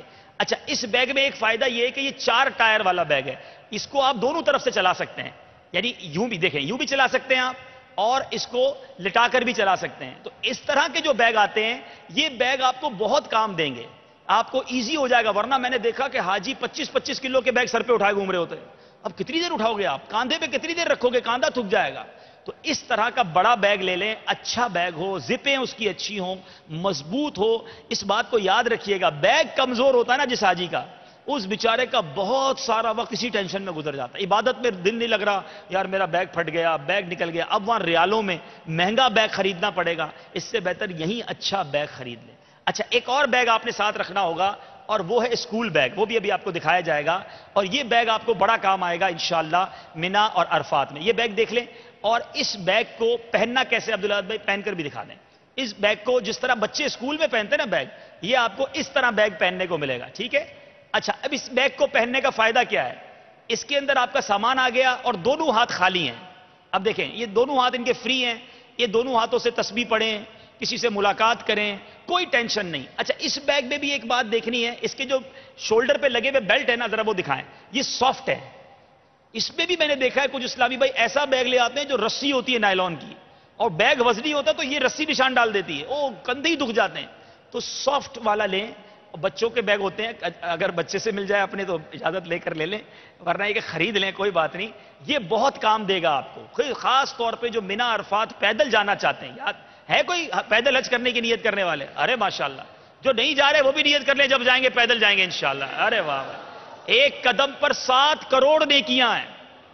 پیدل حج کرنے والے کو تو مزے ہیں، تو ٹھیک ہے کئی کلومیٹر کا سفر ہے تو ہم تو جائی گناہ بخشوانے، تو پیدل حج کرنے کے لیے تو یہ بیگ آپ کو بہت کام دے گا۔ بہرحال مزید تفصیل میں انشاءاللہ آگے بتاؤں گا۔ تو یہ تھی کچھ سامان کی احتیاطیں۔ ایک بڑی اہم احتیاط، تمام حاجی اپنے پاسپورٹ کی کاپی، اپنے پاسپورٹ کے اس پیج کی کاپی جس پر آپ کا حج کا ویزا لگا ہوا ہے، اپنے ٹکٹ کی کاپی، یہ تین کاپیاں کروا کر ایک کاپی اپنے ساتھ ایک بیگ میں رکھیں، ایک دوسرے بیگ میں رکھیں، اور ایک کاپی گھر چھوڑ جائیں، پاکستان میں اپنے گھر چھوڑ جائیں۔ خدا نہ خواستہ وہاں آپ سے پاسپورٹ ٹکٹ گم ہو گیا اور وہ بیگ بھی گم ہو گیا، تو اب آپ کے وطن میں وہ کاپی جو ہوگی وہ آپ ٹیلی فون کر کے اس کو منگوا سکتے ہیں۔ اور وہ اسلامی بھائی جو اسمارٹ فون یوز کرتے ہیں، جو انٹرنیٹ یوز کرتے ہیں، جو سافٹ ویئر یوز کرتے ہیں، ان کے لیے مشورہ یہ ہے کہ ان تمام چیزوں کو اسکین کر کے اپنے ای میل پر رکھ لیں یا اپنے موبائل میں بھی رکھ لیں۔ اب آپ کہیں بھی دنیا میں آپ اس کو پرنٹ آؤٹ نکال لیں گے۔ یہ تو ویسے بھی سفر کرنے والے کو اپنے پاسپورٹ اور اپنے ویزا اسکین کر کے اپنے ای میل پر رکھنے چاہیے، دنیا میں کبھی بھی ضرورت پڑی۔ بلکہ میں تو مشورہ دوں گا، اپنے جو ڈاکیومنٹس ہیں، آپ کے سرٹیفکیٹس ہیں، آپ کے شناختی کارڈ ہیں، آپ کے ڈومیسائل ہیں، واٹ ایور یو ہیو، آپ اس کو ایک پورا فولڈر بنا کر کہیں بھی ای میل باکس پہ رکھ دیں۔ آپ دنیا میں کہیں بھی ہیں، کوئی آپ سے کوئی ڈاکیومنٹ آپ کا مانگتا ہے، آپ اپنی ای میل میں گئے پرنٹ نکال کر دے دیا، آپ کا مسئلہ آسان ہو گیا۔ بہرحال تو یہ وہ چیزیں ہیں جو ڈاکیومنٹیشن کے حوالے سے ہو گئیں۔ اب چلتے ہیں پیارے اسلامی بھائیوں، احرام باندھنا۔ یہاں میں ایک بات پہلے عرض کر دوں، پھر انشاءاللہ آگے چلتے ہیں۔ احرام کے حوالے سے میں نے دیکھا ہے کہ حاجی بڑے کنفیوز ہوتے ہیں، ڈرتے ہیں۔ احرام سے ڈرے نہیں، احرام تو اتنا مبارک لباس ہے، خوش نصیبوں کو پہننے کو ملتا ہے، اور احرام کے ساتھ فرینڈلی ہو جائیں۔ آپ نے اگر ٹینشن لے لی نا کہ میں احرام کیسے باندھوں گا، اچھا شہری حاجی کو سب سے بڑا پرابلم تیبند کا ہوتا ہے، اس سے تیبند بنتی نہیں ہے، یا بنتی ہے تو سنبھلتی نہیں ہے۔ تو اگر اس کا بھی ایک طریقہ ہے، ابھی حج میں دیر ہے نا، اب یہیں احرام باندھنا آج آپ کو سکھایا جائے گا طریقہ، گھر میں احرام باندھ لیں۔ اور میرا تو مشورہ ہے کہ احرام باندھ کے 2-3 دن رہیں گھر میں، شام میں باندھ لیا، گھر آئے تو احرام باندھ لیا، احرام سے مراد تہبند باندھ لی، تہبند باندھ کے سو جائیں، صبح اٹھیں۔ اب سونا بھی آپ کو آ جائے گا، جاگنا بھی آ جائے گا، احرام پہن کے گھر میں چلنا بھی آ جائے گا، پردے وغیرہ کے معاملات آپ کے رہیں۔ اس سے فائدہ یہ ہوگا کہ وہاں آپ کو احرام بڑا ایزی لگے گا۔ اب زندگی میں پہلی بار احرام جا کر ایئرپورٹ پر ہی باندھا، اور جہاز میں بھی پہلی بار ہی بیٹھا، بیلٹ بھی پہلی بار جہاز کا لگایا، اب ساری چیزیں پہلی بار ہو رہی ہیں تو ٹینشن شروع ہو جاتی ہے۔ اگر یہ ساری چیزیں آپ نے کی ہوئی ہوں گی تو آپ کے لیے کوئی ایشو نہیں ہوگا۔ احرام کو انجوائے کریں، احرام سے ٹینشن نہ لیں، احرام پہن کر مزہ ہی کچھ اور ہے۔ یہ تو وہ لباس ہے جس کو پہننے کا زندگی بھر جی چاہتا ہے، اور جب پہنتا ہے واللہ انسان ساری دنیا کے قیمتی لباس پہنے وہ ایک طرف، اور احرام پہنے جو اس کا مزہ ہے، جو اس کا لطف ہے، سارے لباس اتر گئے، اب فقط 2 چادریں ہیں۔ اللہ کی رضا کے لیے سب نے ایک ہی لباس پہنا ہے۔ وہ شاعر لکھتے ہیں نا، یہ کون سر سے کفن لپیٹے، یہ کون سر سے کفن لپیٹے،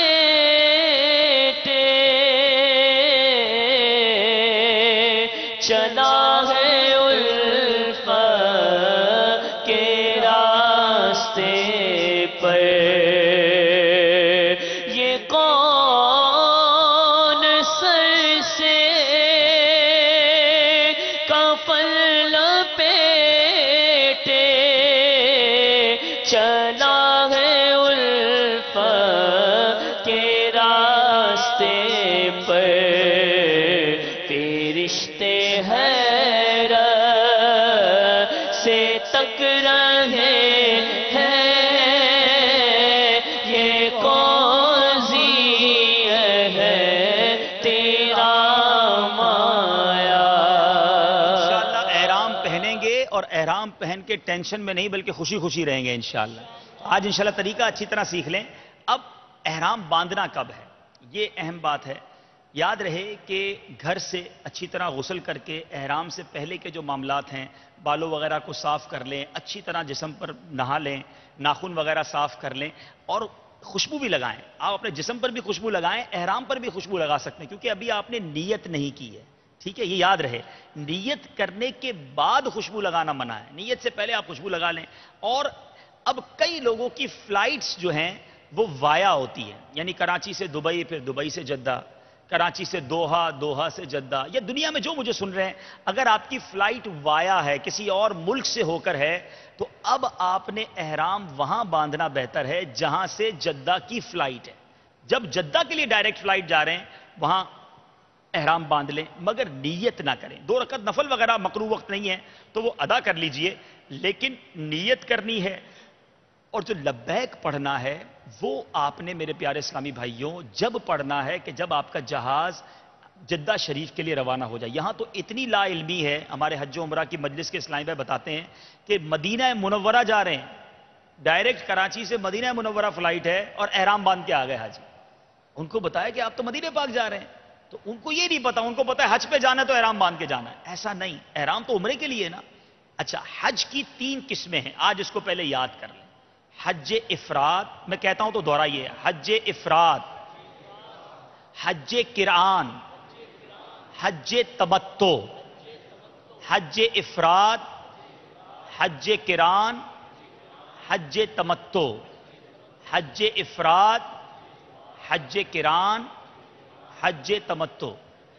اچھا، اب ہم نے احرام کون سا باندھنا ہے؟ حج پر جانے سے پہلے احرام کون سا باندھنا ہے؟ حاجی سے پوچھے کون سا احرام باندھا ہے؟ حج کا احرام باندھا ہے.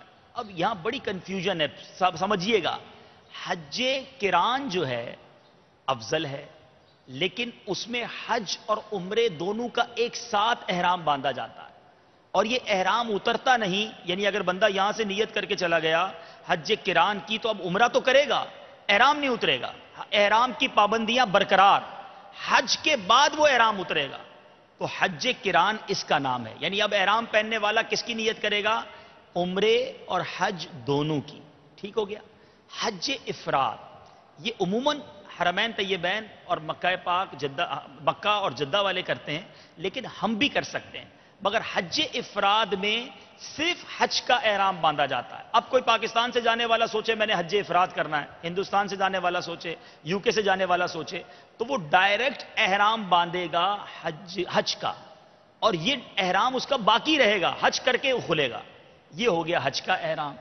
اور تیسرا احرام ہوتا ہے حج تمتع کے لیے جو جاتا ہے وہ باندھتا ہے عمرے کا احرام، حج کا نہیں باندھتا، کیونکہ اس نے ابھی جا کر وہاں عمرہ کرنا ہے، عمرہ کر کے احرام اتار دینا ہے، حج کے دنوں تک انتظار کرنا ہے، اور پھر حج سے پہلے دوبارہ حج کا احرام باندھنا ہے. ٹھیک ہو گیا. اس کو تمتع کہتے ہی اسی لیے ہیں کہ یہ ایک آسانی ہے کہ عمرہ کر کے فارغ ہو گئے پھر کپڑوں میں آ جائیں، اور اب انتظار کریں حج کے دنوں کا. حج کے دن قریب آ گئے، جب 7 ذوالحجہ یا 8 کو جب آپ نے احرام باندھنا ہے، اب آپ حج کا احرام باندھیں گے. تو اب میں آپ سے سوال کروں گا، آپ نے جواب دینا ہے. اگر کسی نے حج کا احرام باندھا جاتے ہوئے، وہ کون سا حج کرے گا؟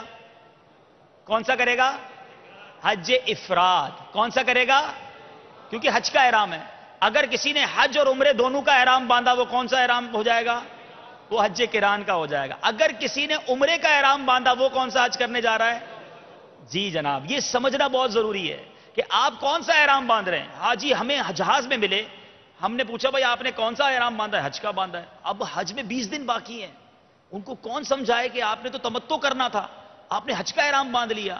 تو ہمیں یہ سیکھنا، یہ لا علمی ہے نا. اگر لاکھوں روپے ہم خرچ کر رہے ہیں، 40 دن کے لیے جا رہے ہیں، تو کچھ کتابوں کا مطالعہ کر لیتے، کچھ علماء کے پاس جا کر یہ سیکھ لیا جائے کہ ہم نے احرام کون سا باندھنا ہے. تو احرام جو یہاں سے حاجی شروع میں جا رہے ہیں اور حج میں 15-20 دن بھی باقی ہیں، تو ان کے لیے یہی مشورہ ہے کہ وہ حج تمتع ہی کریں، عمرے کا احرام باندھ کے جائیں. ہاں، جو آخری فلائٹ سے جا رہے ہیں اور وہ چاہتے ہیں کہ حج قران کی برکتیں حاصل کی جائیں، تو اب وہ حج اور عمرہ دونوں کا احرام باندھیں گے. لیکن اس میں بھی مشورہ یہ ہے کہ جو پہلا حج کر رہا ہے یا پہلی بار حرمین طیبین جا رہا ہے تو وہ بھی حج تمتع کرے، کیونکہ حج احرام کی پابندیاں جو ہیں وہ ہر اسلامی بھائی پہلی باری میں 5 7 8 دن تک ادا کرنا اس کے لیے مشکل ہو جاتا ہے۔ حج قران میں ایک اور بات یاد رہے کہ حج قران کے دوران اگر کوئی غلطی ہوتی ہے، یعنی کوئی جرمانے والا کام ہو جاتا ہے، دم ہو جاتا ہے، تو وہ ڈبل دینا پڑے گا۔ اس کی وجہ کیوں ہے کہ عمرہ اور حج دونوں ایک ساتھ ہیں، تو اب دم بھی 2 ہوں گے، صدقے بھی 2 ہوں گے۔ تو یہ احتیاط کرنی ہے کہ ہم نے حج کے اندر، یہ حج کے احرام باندھتے وقت یہ پتا ہونا چاہیے کہ میں نے کون سا حج کرنا ہے۔ آئیے وقت ہوا ہے، چلتے ہیں امیر اہل سنت کی بارگاہ میں، دیکھتے ہیں کہ احرام کیسے باندھنا ہے۔ انشاءاللہ امیر اہل سنت ہمیں سکھائیں گے، اسکرین پر آپ دیکھیں گے، مدنی چینل کے ناظرین کو بھی دکھایا جائے گا۔ پھر انشاءاللہ احرام کے بارے میں مزید کچھ باتیں عرض کرتا ہوں۔ صلو علی الحبیب۔ باندھنے کے کئی طریقے، اس میں ایک طریقہ عرض کرتا ہوں جو میں نے زیادہ موافق پایا۔ اب یہ پورا اس طرح کھینچ لیں اور یہاں اس کی گرفت کر لیں، اور یہ اوپر کی طرف سے اس کو سیٹ کریں، نیچے کی طرف سے نہیں، پیٹ کی طرف سے۔ اور یہ لٹھے کا ہو، تولیے کا بہت گٹھا ہو جائے گا۔ لٹھے کا ہوگا تو آسان ہوگا، لیکن لٹھا وہ ہو کہ جو موٹا ہو۔ اگر پتلا ہوا پسینے سے یا پانی سے یا ویسے ہی رانے وغیرہ چمکیں گی، تو اگر نماز میں قدرے مانے ستر چمکتا رہا تو بھی نماز ہوگی ہی نہیں۔ اور اس طرح کا کپڑا کہ جس سے ستر چمکے، یہ دوسروں کے سامنے پہننا بھی گناہ ہے۔ یہ ہو گیا اس طرح، ٹھیک ہے نا۔ اب اس میں بیلٹ کی ضرورت نہیں پڑتی ہے، پھر عادت پڑ جائے گی، شروع میں تھوڑی دشواری ہوتی ہے۔ ایک سادہ کپڑا اور یہ اوپر تولیہ، تو یہ وزنی ہوتا ہے، ورنہ ہوا سے یہ بار بار اترتا رہے گا، نماز میں اترتا رہتا ہے، تکلیف ہوتی ہے۔ یہ ذرا کم اترے گا نماز میں، ہوا سے بھی کم اڑے گا نسبتاً۔ یعنی اس طرح ملتا نہیں، ایک تولیہ ایک اور ایک یہ، تو 2 لینے ہوں گے آپ کو۔ ضرورت تو پڑتی ہے 2 لینے بھی چاہیے، تاکہ پاکی ناپاکی ہو گئی تو تبدیل کر سکے۔ ایک تولیے کا، ایک لٹھے کا، تو دونوں کے ایک یعنی ٹکڑا جو ہے پیر بنا لیں گے۔ ہاں اچھا، ضرورتاً بیلٹ بھی باندھ سکتے ہیں۔ یہ نائلون کا یا چمڑے کا مضبوط ہوتا ہے، یہ نائلون کا ہے، اور یہ جیب والا، یہ برسوں تک ساتھ دے سکتا ہے۔ لبیک اللہم لبیک لبیک لا شریک لک لبیک ان الحمد والنعمت لک والملک لا شریک لک لبیک اللہم لبیک لبیک لا شریک لک لبیک ان الحمد والنعمت لک والملک لا شریک لک۔ یہ کیسے چلیں گے؟ یہ کون سر سے کفن لپیٹے چلا ہے الفات کے راستے پر، یہ کون سر سے کفن لپیٹے چلا راستے پر، ہر ایک قربان ہو رہا ہے۔ یہ کون سی احترام آیا، جھکاؤ نظریں بچھاؤ پل کے ادب کا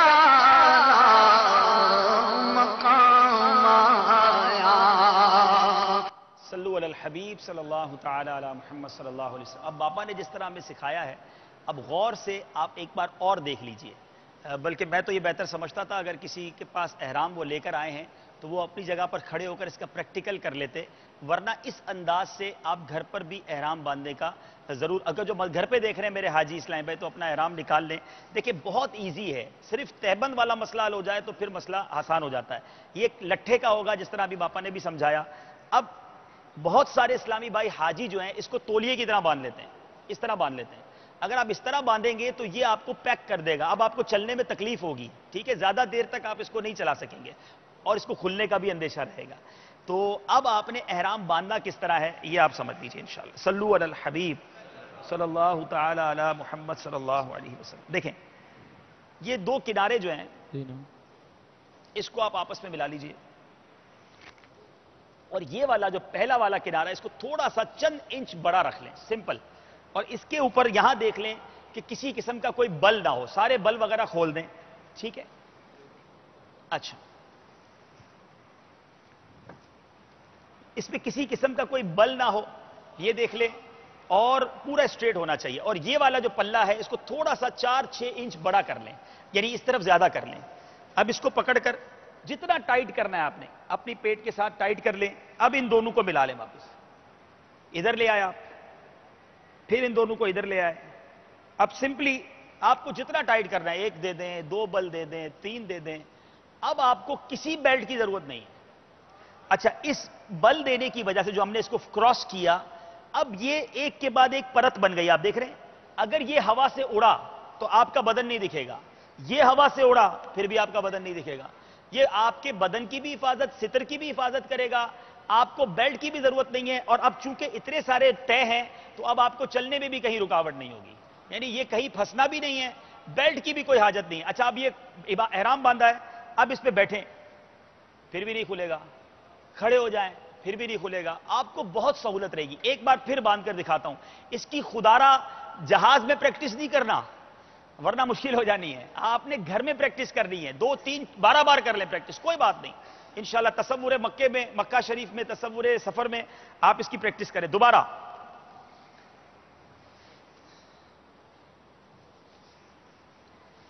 آپ نے یہ دونوں کو پہلے ملایا, اس کو ٹائٹ کیا, اب ان دونوں کو پھر ملا لیں. ایک بار یہاں لے آئیں, پھر اس کو یہاں لے آئیں, اب یہ برابر ہو گیا. اب اس کو تہ دیں جتنا آپ نے تہ دینا ہے. آپ کو لگ رہا ہے اور ٹائٹ کرنا ہے, ایک بار اور بل دے دیں. یعنی اب آپ کو بیلٹ کی بھی ضرورت نہیں. یقین کریں پورا عمرہ آپ بغیر بیلٹ کے کر سکتے ہیں, لیکن بیلٹ بھی ہونا چاہیے. اور وہ بیلٹ بھی جس طرح باپا نے دکھایا میں عرض کر دوں, اچھا بیلٹ لے لیں. اس میں بھی کمزور بیلٹ لا لیں, کیونکہ بعض اوقات اگر آپ اس میں کمزور بیلٹ لیں گے آپ کا پاسپورٹ یا آپ کی قیمتی چیزیں, موبائل وغیرہ اس میں ہوگا, اور یہ بیلٹ ہی ٹوٹ کر گر گیا اور آپ کو پتہ بھی نہ چلا. تو اچھا بیلٹ ہو, اس طرح کے بیلٹ مل جاتے ہیں. آپ کا موبائل فون, آپ کی کچھ رقم, آپ کے کچھ ضروری کاغذات, ہوٹل کا کارڈ وغیرہ یہ اس میں آپ رکھ لیں گے تو آپ آسانی سے رہیں گے. یہ ہو گیا احرام کا بیلٹ. اور اب آ جائیں تولیے کا. آپ کو جس طرح کہا گیا تھا کہ اوپر تولیا ہونا چاہیے, اب اس میں تولیا تھوڑا سا بڑا ہو تو آپ اس کو یہاں لائیں. اس کی سائز چیک کرنے کا طریقہ یہ ہے کہ یہ والا حصہ ادھر تک آ جائے. آپ کے پہننے کے بعد اگر یہ والا حصہ ادھر تک آ گیا, دوسرا کنارہ, اب سمجھ لیں یہ آپ کے لیے سائز بہتر ہے, ورنہ بعضوں کا پیچھے ہی ختم ہو جاتا ہے. اب جب پیچھے احرام ختم ہو جائے گا تو جب بھی رکوع کریں گے یہ نیچے آ جائے گا. ٹھیک ہے. اب اگر آپ کا احرام اتنا بڑا ہے کہ وہ یہاں سے گھوم کر یہاں تک آ گیا, ٹھیک ہے, اور اب آپ نے اس کو یہاں اٹکا دیا, اب آپ رکوع کریں کوئی پرابلم نہیں ہے, ٹھیک ہے نا, آپ کا احرام بچے گا. اچھا احرام میں ایک اور بات سیکھنی ہے کہ احرام پہن کر ہم جب نماز پڑھتے ہیں, ہمارے کئی اسلام پہ نماز پڑھیں گے اللہ اکبر, اب سارا پیٹ اور سینہ جو ہے یہ سب کھل گیا, حالانکہ یہ درست نہیں ہے, نماز میں نہیں ہونا چاہیے. اب اس کا طریقہ کیا ہے یہ سیکھ لیجئے.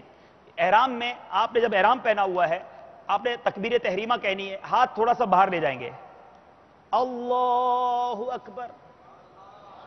آپ کا یہ احرام وہیں کا وہیں ہے. دوبارہ دیکھ لیں, آپ نے ہاتھ تھوڑا سا باہر کرنا ہے, اللہ اکبر, تو آپ کا یہ سینہ اور پیٹ جو یہ نہیں کھلے گا اور آپ سکون کے ساتھ اپنی نماز ادا کر سکیں گے.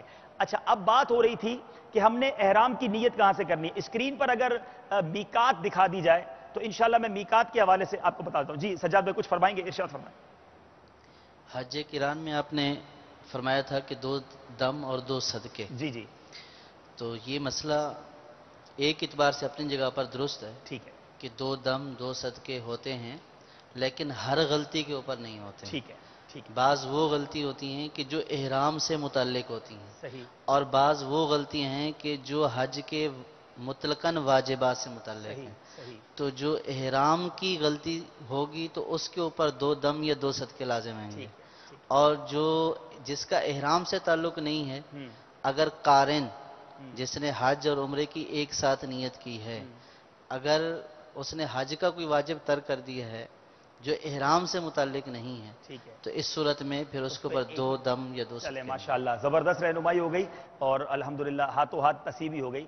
اچھا اب احرام پہننے کی جو نیت کرنی تھی بات ہوئی کہ آپ نے نیت کرنی ہے کہ جب آپ کا جہاز سوئے جدہ روانہ ہو جائے، آخری ڈیسٹینیشن، آخری جو یوں سمجھ لیں منزل ہے وہ جدہ ہے، اب جہاز اڑ جائے اور سٹیبل ہو جائے. یعنی جہاز میں آپ نے اب جو سفر کرتے ہیں وہ جانتے ہیں کہ جہاز جب ہموار ہو جاتا ہے تو بیلٹ وغیرہ کھلوانے کا سائن آن ہو جاتا ہے. اب آپ نیت کر لیں. اس کی وجہ کیا ہے کہ بعض اوقات ہم جہاز میں ایئرپورٹ پر نیت کر کے چلے گئے، جہاز ہی 6 گھنٹے لیٹ ہو گیا، تو اب جہاز جب 6 گھنٹے لیٹ ہو گیا تو آپ کا احرام جاری ہے. تو نیت بندہ جب کرے جب جہاز اڑ جائے، ہموار ہو جائے، اب آپ جہاز میں نیت کر لیں. رفیق الحرمین آپ کے ساتھ ہوگی، مگر یاد رہے نیت کون سی کرنی ہے یہ پتا ہونا چاہیے. آپ نے عمرے کی کرنی ہے، اگر حج تمتع کرنا ہے، حج قران کرنا ہے تو عمرے اور حج دونوں کی نیت کرنی ہے. اچھا ایک اور غلطی لوگ یہ کرتے ہیں، ہم نے دیکھا حاجی کہ وہ احرام پہن کر سارا سفر سیدھا کاندھا کھلا رکھتے ہیں. وہ سمجھتے ہیں پورے سفر میں کاندھا کھلا رکھنا ہے. ایسا نہیں ہے، آپ نے اپنا کاندھا چھپا ہی رکھنا ہے. صرف طواف کے دوران آپ نے اپنا کاندھا جو ہے وہ کھلا رکھنا ہے. اس کو استباء کہا جاتا ہے. طواف کے 7 چکر میں سیدھا کاندھا کھلا رہے گا، اس کے علاوہ کاندھا کہیں نہیں کھولنا. اب چلتے ہیں پھر امیر اہل سنت کی بارگاہ میں اور باپا سے انشاءاللہ سیکھتے ہیں کعبے کا تعارف. کعبے شریف کا دیدار کریں گے اور کعبے شریف کی جو 7 چیزیں ہیں، یعنی جو رکن ہیں، جو کعبے کا حجر اسود ہے، میزاب رحمت ہے. آئیے دیدار کعبہ امیر اہل سنت کے ساتھ کرتے ہیں. صلو علی الحبیب صلی اللہ تعالی علی محمد صلی اللہ علیہ وسلم. یہ باب الکعبہ یعنی کعبہ شریف کا دروازہ ہے، یہ سونے کا بنا ہوا ہے اور زمین سے کچھ بلند ہے. عام آدمی اس میں چڑھ نہیں سکتا جب تک کوئی سیڑھی وغیرہ نہ لگائی جائے. یہ ایک باب الکعبہ ہے نا، اور یہ حجر اسود یہ دیکھیے نظر آ رہا ہے. ان دونوں کے بیچ میں یہ جو دیوار ہے یہ ملتزم کہلاتی ہے. 7 پھیرے کرنے کے بعد ملتزم سے لپٹ کر دعا مانگی جاتی ہے. یہ قبولیت کا مقام ہے. کعبۃ اللہ شریف کے 4 کونے ہیں. ایک تو رکن اسود کہلاتا ہے، ایک یہ رکن عراقی یعنی یہ اس طرف عراق شریف ہے، بغداد شریف ہے، کربلا شریف ہے، نجف اشرف شریف ہے، بصرہ شریف ہے، یہ سب اس طرف ہے. اب آ گیا رکن عراقی کے بعد رکن شامی. رکن شامی یہ ملک شام کی طرف ہے. اللہ تبارک و تعالیٰ کے پیارے حبیب صلی اللہ تعالی علیہ وآلہ وسلم نے شام کے لیے برکت کی دعا فرمائی ہے. اللہم بارک لنا فی شامنا، اے اللہ ہمارے لیے ہمارے شام میں برکت عطا فرما. یہ ملک شام ہے، اس میں غالباً انبیاء علیہ السلام کے بھی مزار آتے ہیں، صحابہ کرام کے بھی مزار آتے ہیں، اور بہت ہی یہ پیارا ملک ہے. اب یہ آ گیا رکن یمانی. اس کی سیدھ میں یمن شریف ہے. یہ بھی بہت پیارا ملک ہے اور اس کے لیے بھی میرے آقا صلی اللہ تعالی علیہ وآلہ وسلم نے اسی حدیث شریف میں دعا فرمائی، اللہم بارک لنا فی یمننا، اے اللہ ہمارے لیے ہمارے یمن میں برکت فرما. ملتزم کے عین پیچھے کی دیوار جو ہے اس کا نام مستجار ہے. یہ دیوار جو ہے نا یہ مستجاب، اعلی حضرت نے اس کا نام رکھا ہے کیونکہ یہاں ہر وقت 70,000 فرشتے دعا کرنے والوں کی دعا پر آمین کہنے کے لیے حاضر رہتے. اب اس مستجاب کی طرف یہ بیچوں بیچ جو حصہ ہے نا، اس کی بالکل سیدھ میں میزاب رحمت سونے کا پرنال ہے. یہ کعبۃ اللہ شریف کی شبیہ آپ کے سامنے ہے، اور یہ جو گول دائرہ ہے یہ چاندی کا خول ہے، اور اس کے بیچوں بیچ جو ہے وہ کالے رنگ کا پتھر ہے، اس کو حجر اسود کہتے ہیں. حجر اسود کے معنی کالا پتھر. یہ جنت سے تشریف لایا تھا.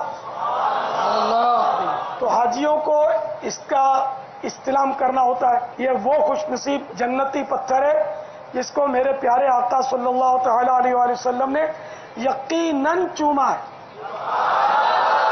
اپنے مبارک ہونٹ اس کو لگائیں. ایسا خوش نصیب پتھر ہے. تو طواف میں پھیرے 7 ہوتے ہیں اور استلام حجر یہ 8 ہوتے ہیں. شروع میں استلام حجر ہر پھیرے میں کیا جاتا ہے اور 7 پھیرے مکمل کرنے کے بعد 8ویں بار کیا جاتا ہے. یہ جو گنبد آپ دیکھ رہے ہیں خوبصورت سا، اس میں وہ پتھر مبارک ہے کہ جس پر کھڑے ہو کر سیدنا ابراہیم خلیل اللہ علی نبینا علیہ الصلوۃ والسلام نے کعبۃ اللہ شریف کی تعمیر की थी। जरूरत नहीं है, ऊंचा भी हो जाता था, नीचे भी हो जाता था। और जब इब्राहिम खलीलुल्लाह अला नबीना अलैहिस्सलातु वस्सलाम पत्थर पर जलवा गर हुए तो उसमें आपके मुबारक कदमैन के निशानात बन गए। फिर आशिकों ने किसी दौर में कदम मुबारक के निशानात पर सोने की चादर चढ़ा दी है। तो ये मकाम इब्राहिम, ये पत्थर मुबारक, ये अल्लाह ताला की निशानियों में से। वत्तखिदू मिन मकाम इब्राहिम मुसल्ला, इसको कुरान करीम में मकाम इब्राहिम कहा गया और इसके लिए हुक्म दिया गया कि मकाम इब्राहिम को मुसल्ला बनाओ। मुसल्ला माने नमाज की जगह, ये नमाज की जगह बनाएगी। तवाफ करने वालों को यहाँ आकर 2 रकात नमाज तवाफ पढ़नी होती है। अफजल तरीन जगह तो ये है कि इसके करीब पढ़े, लेकिन पूरे हरम में जहां भी चाहे मौका मिले पढ़ सकता है। ये देखिए इस वक्त यहाँ सुनहरी जालियों का मॉडल है, एक नक्शा बना हुआ है। ये बाबू सलाम से आने वालों के लिए ये पहले बड़ा सुराख आता है, दायरा गोल इसी तरह का सुराख है। तो लोग इसको समझते हैं कि यहाँ सलाम अर्ज करना है और इसको मुवाजा शरीफ समझते हैं। नहीं, यहाँ सरकार का चेहरा है सल्लल्लाहु तआला अलैहि वसल्लम, यहाँ चेहरा है अनवर यहाँ नहीं है। बुजुर्गों ने जो लिखा है वो भी अर्ज करूंगा मैं। यूं तो सलाम यहां से भी अर्ज करें तो पहुंचता है, जब वहां पहुंचे तो सही चेहरे अनवर के सामने है ना। तो यहां सलाम अर्ज करने के बजाय यहां आएंगे ना तो ये जाली मुबारक का दरवाजा है, बाकायदा उसमें ताला शरीफ भी लगा हुआ है। और दरवाजे मुबारक है कि इस तरफ चांदी का एक एंगल नुमा बना हुआ है जिसको चांदी का कील लिखा आला हजरत ने। तो ये जो कील है ना, ये इस बात की निशानदेही कर रहा है कि ये यूं करके इशारा दिया हुआ है कि यहां सरकार सल्लल्लाहु तआला अलैहि वसल्लम का चेहरे अनवर है। शेख अब्दुल हक मुहद्दिस देहलवी अलैहि रहमतुल्लाह अल कवी ने जज्बुल कुलूब में इसी जगह को मुवाजा शरीफ करार दिया, चेहरे अनवर यहाँ है। और आला हजरत ने भी अनवारुल बिशारा में इसी जगह को लिखा कि चेहरे अनवर इस तरफ है। तो यहां नहीं बल्कि आपको यहां आकर चेहरे अनवर की तरफ रुख करके मुंह करके खड़ा होना है और 2 गज दूर, हाथ नहीं लगाना है, चूमना नहीं है, बल्कि अंदाजन 4 हाथ यानी 2 गज दूर रहकर आपको हाजिरी देनी है। सुभान अल्लाह, माशाअल्लाह। बापा ने काबे शरीफ की भी मुख्तलिफ जहतों का तारुफ फरमाया और मवाजा शरीफ में ऐन नबी पाक अलैहिस्सलाम का मवाजा शरीफ कहाँ है सुनहरी जालियों पर, वो भी हमारी रहनुमाई फरमाई। इंशाल्लाह मजीद भी रहनुमाई लेते रहेंगे। अब हम जहाज तक पहुंच चुके हैं, ठीक है जनाब। अब जहाज में बड़ी प्यारी दुआ अमीर अहले सुन्नत ने हमें रफ़ीकुल हरमैन में अता फरमा दी। रफ़ीकुल हरमैन के आखिरी सफ़े पर यह दुआ मौजूद है, आप इस दुआ को देख सकते हैं। और ये दुआ अगर कोई शख्स हवाई जहाज में अव्वल आखिर सवार होकर अव्वल आखिर दुरूद शरीफ के साथ ये दुआ पढ़ ले तो इंशाअल्लाह नबी पाक अलैहिस्सलाम ये दुआ मांगा करते थे। ये दुआ तैयारी के लिए मखसूस नहीं है, चूंकि इस दुआ में बुलंदी से गिरने और जलने से भी पनाह मांगी गई है और हवाई सफ़र में ये दोनों ख़तरात मौजूद होते हैं। लिहाजा उम्मीद है कि इसे पढ़ने की बरकत से हवाई जहाज़ हादसे से महरूम रहेगा, बचा रहेगा, हादसे से महफूज रहेगा। तो ये दुआ हमेशा पढ़ लेनी चाहिए और इस सफ़र में तो आसानी के साथ इसको पढ़ लिया जाए। अब बात यह है कि सफ़र शुरू हो चुका है। हवाई जहाज़ में एक और प्रॉब्लम ये हो जाता है कि बाज़ औक़ात खाने के साथ एक टिश्यू पेपर दिया जाता है जिसको परफ्यूम्ड टिश्यू कहते हैं। वो टिश्यू पेपर मुअत्तर होता है परफ्यूम के साथ। तो आपने अगर अब एहराम की नीयत कर ली है तो आपने वो अव्वल तो वो टिश्यू पेपर लेना ही नहीं है। अगर वो आ भी गया तो उसको खोले ना, और ना ठीक ठाक खुशबू होती है, कहीं ऐसा ना हो इतनी खुशबू लग जाए कि आप पर दम या कोई जुर्माने की सूरत बन जाए। तो अब आप जद्दा शरीफ पहुंच गए। जद्दा शरीफ में भी जिस तरह मैंने अर्ज किया कि सब्र का दामन हाथ से नहीं था छोड़ना, वहाँ वक्त लगता है, रश बहुत होता है, इमिग्रेशन में टाइम लगेगा, मौल्लिम की बस आने में वक्त लगेगा। बहरहाल आप मक्का पाक पहुंच जाएंगे। मक्का पाक पहुंचकर जल्दी ना मचाएं। वही बात है, जिस हाजी को एहराम मुश्किल लग रहा होता है वो कहता है मैंने जाते ही उम्रा करना है, जाते ही मैंने जनाब ये एहराम उतारना है।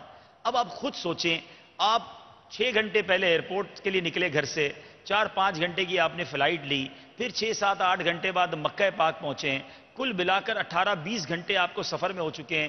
تھکن کا عالم کیا ہوگا اگر اس عالم میں آپ کعبہ مشرفہ کے سامنے چلے گئے. آپ کی رکت جو آپ نے سوچا تھا کہ میں کعبے کو دیکھ کر یہ مانگوں گا, یوں روؤں گا, یوں اپنے رب کو راضی کروں گا, وہ تو سب رہ جائے گا. آپ کو تو طواف میں نیند آنے لگ جائے گی, صحیح میں تو اونگیں آ رہی ہوں گی.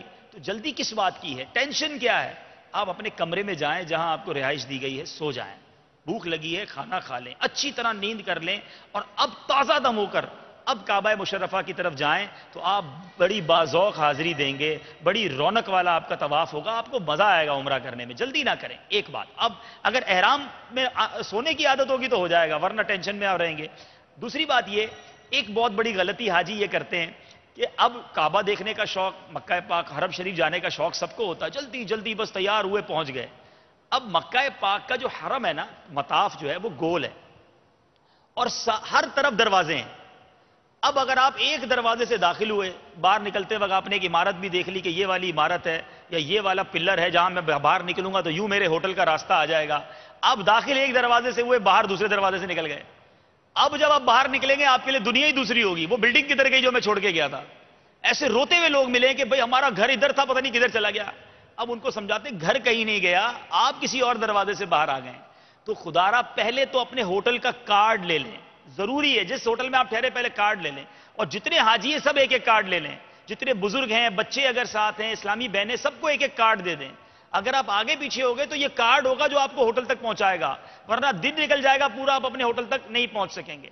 پھر جس دروازے سے حرم پاک میں داخل ہو رہے ہیں اس دروازے کا نمبر اور اس دروازے کا نام نوٹ کریں کہ میں کس دروازے سے داخل ہو رہا ہوں, تاکہ اندر کسی سے پوچھ سکیں کہ یہ والا دروازہ کہاں ہے. اس کے بغیر باہر نہ نکلیں.